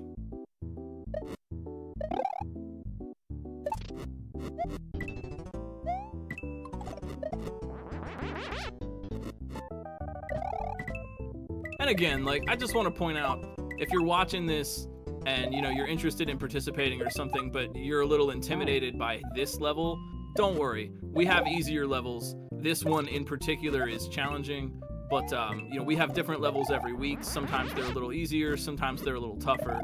So watch the Discord server to see what the next week's level is going to be. And, you know, if you want, these races are open for anybody who would like to participate, so feel free to just sign up on the website to let us know you want to race, and we will throw you right in. B2 again in the lower left. Oh, man. Oh, they had it. They were so close. I think the thing that's holding up racers in this section is, like I said, the piranha plants. Sometimes, like, it can be hard to tell at a glance whether or not you killed the piranha with the star, or whether or not you killed the piranha in some other way. And I'm almost certain that's what's giving these racers a little bit of trouble right now. Aw, you know who has no trouble at all is Mallow the cat. Just napping on my lap here. Yeah, the point display. And that gives you the clue, right? If you see your point total incrementing, that's a good thing. But if you see the 100 pop up, that's a bad thing. That means you didn't actually get a node in your combo. The score, honestly, the score and combo counter is such an interesting thing in Mario, and I'm glad more people are exploring it and learning a little bit more about it. High score Super Mario is an esoteric kind of in discipline. Like, no one does it. I don't mean to brag or anything, but I do hold the deathless high score world record for both Mario World and Mario Brothers 3. And to show you how few people are interested in that run, they have never even been challenged. So, like, it's a really esoteric sort of thing, but it's sort of like the half an A press thing in Mario 64, where it's a silly sort of challenge, but once you take it seriously and think about it, you suddenly realize, oh, there's like tech here. There's neat stuff you can do, and there's you know, tricks and manipulation. High score is sort of the older Gen X cousin of speedrunning, you know what I mean? Speedrunning is the flashy younger cousin who's hip and has a lot of friends, and high score is kind of the old jaded Gen X cousin, like, yeah, I used to be cool. High score used to be it, man. That was it. That was the only metric of success in the entire game. There was one joystick and one button, and you got a high score, bro.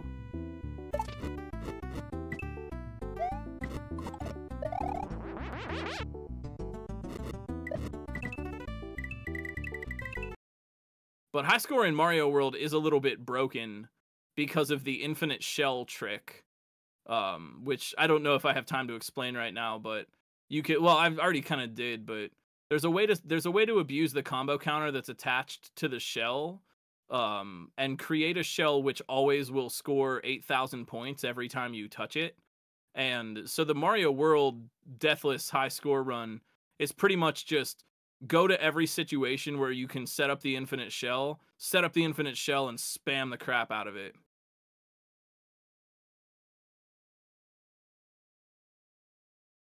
Sorry about the sound bug, but we're still hanging out. We're good. I'm going to let Fen is our restream tonight. I'm going to let you decide how much, if any, overtime we get tonight. You know, we're all volunteers. We've got lives and sleep schedules and things like that. So if you want to see a little bit more Kaizo, I recommend highly going and checking out the racers on their own channels. Drop a follow, drop a sub if you got some bucks. That really helps out so many folks. And go and see what they do. There's no shortage of Kaizo on Saturday night on Twitch, man.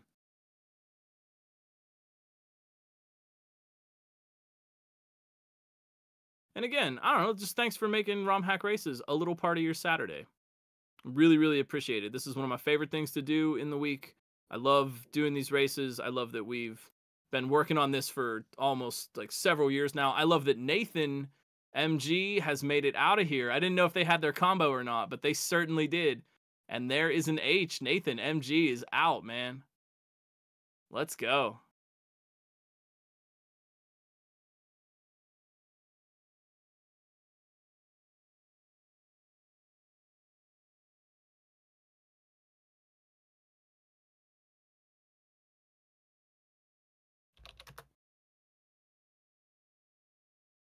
Oh, excuse me, what is this? B2?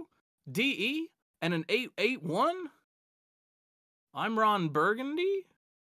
They are also out. Yo, see, we're getting this progress. This is great. This is just great. So B2, yeah, maybe consulting the clear video here. And B2 also making it to the final section.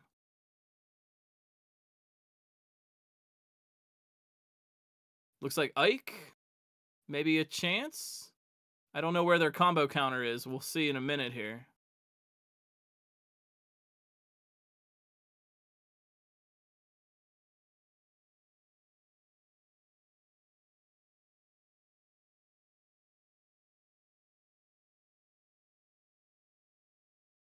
But we are at the 2-hour mark tonight.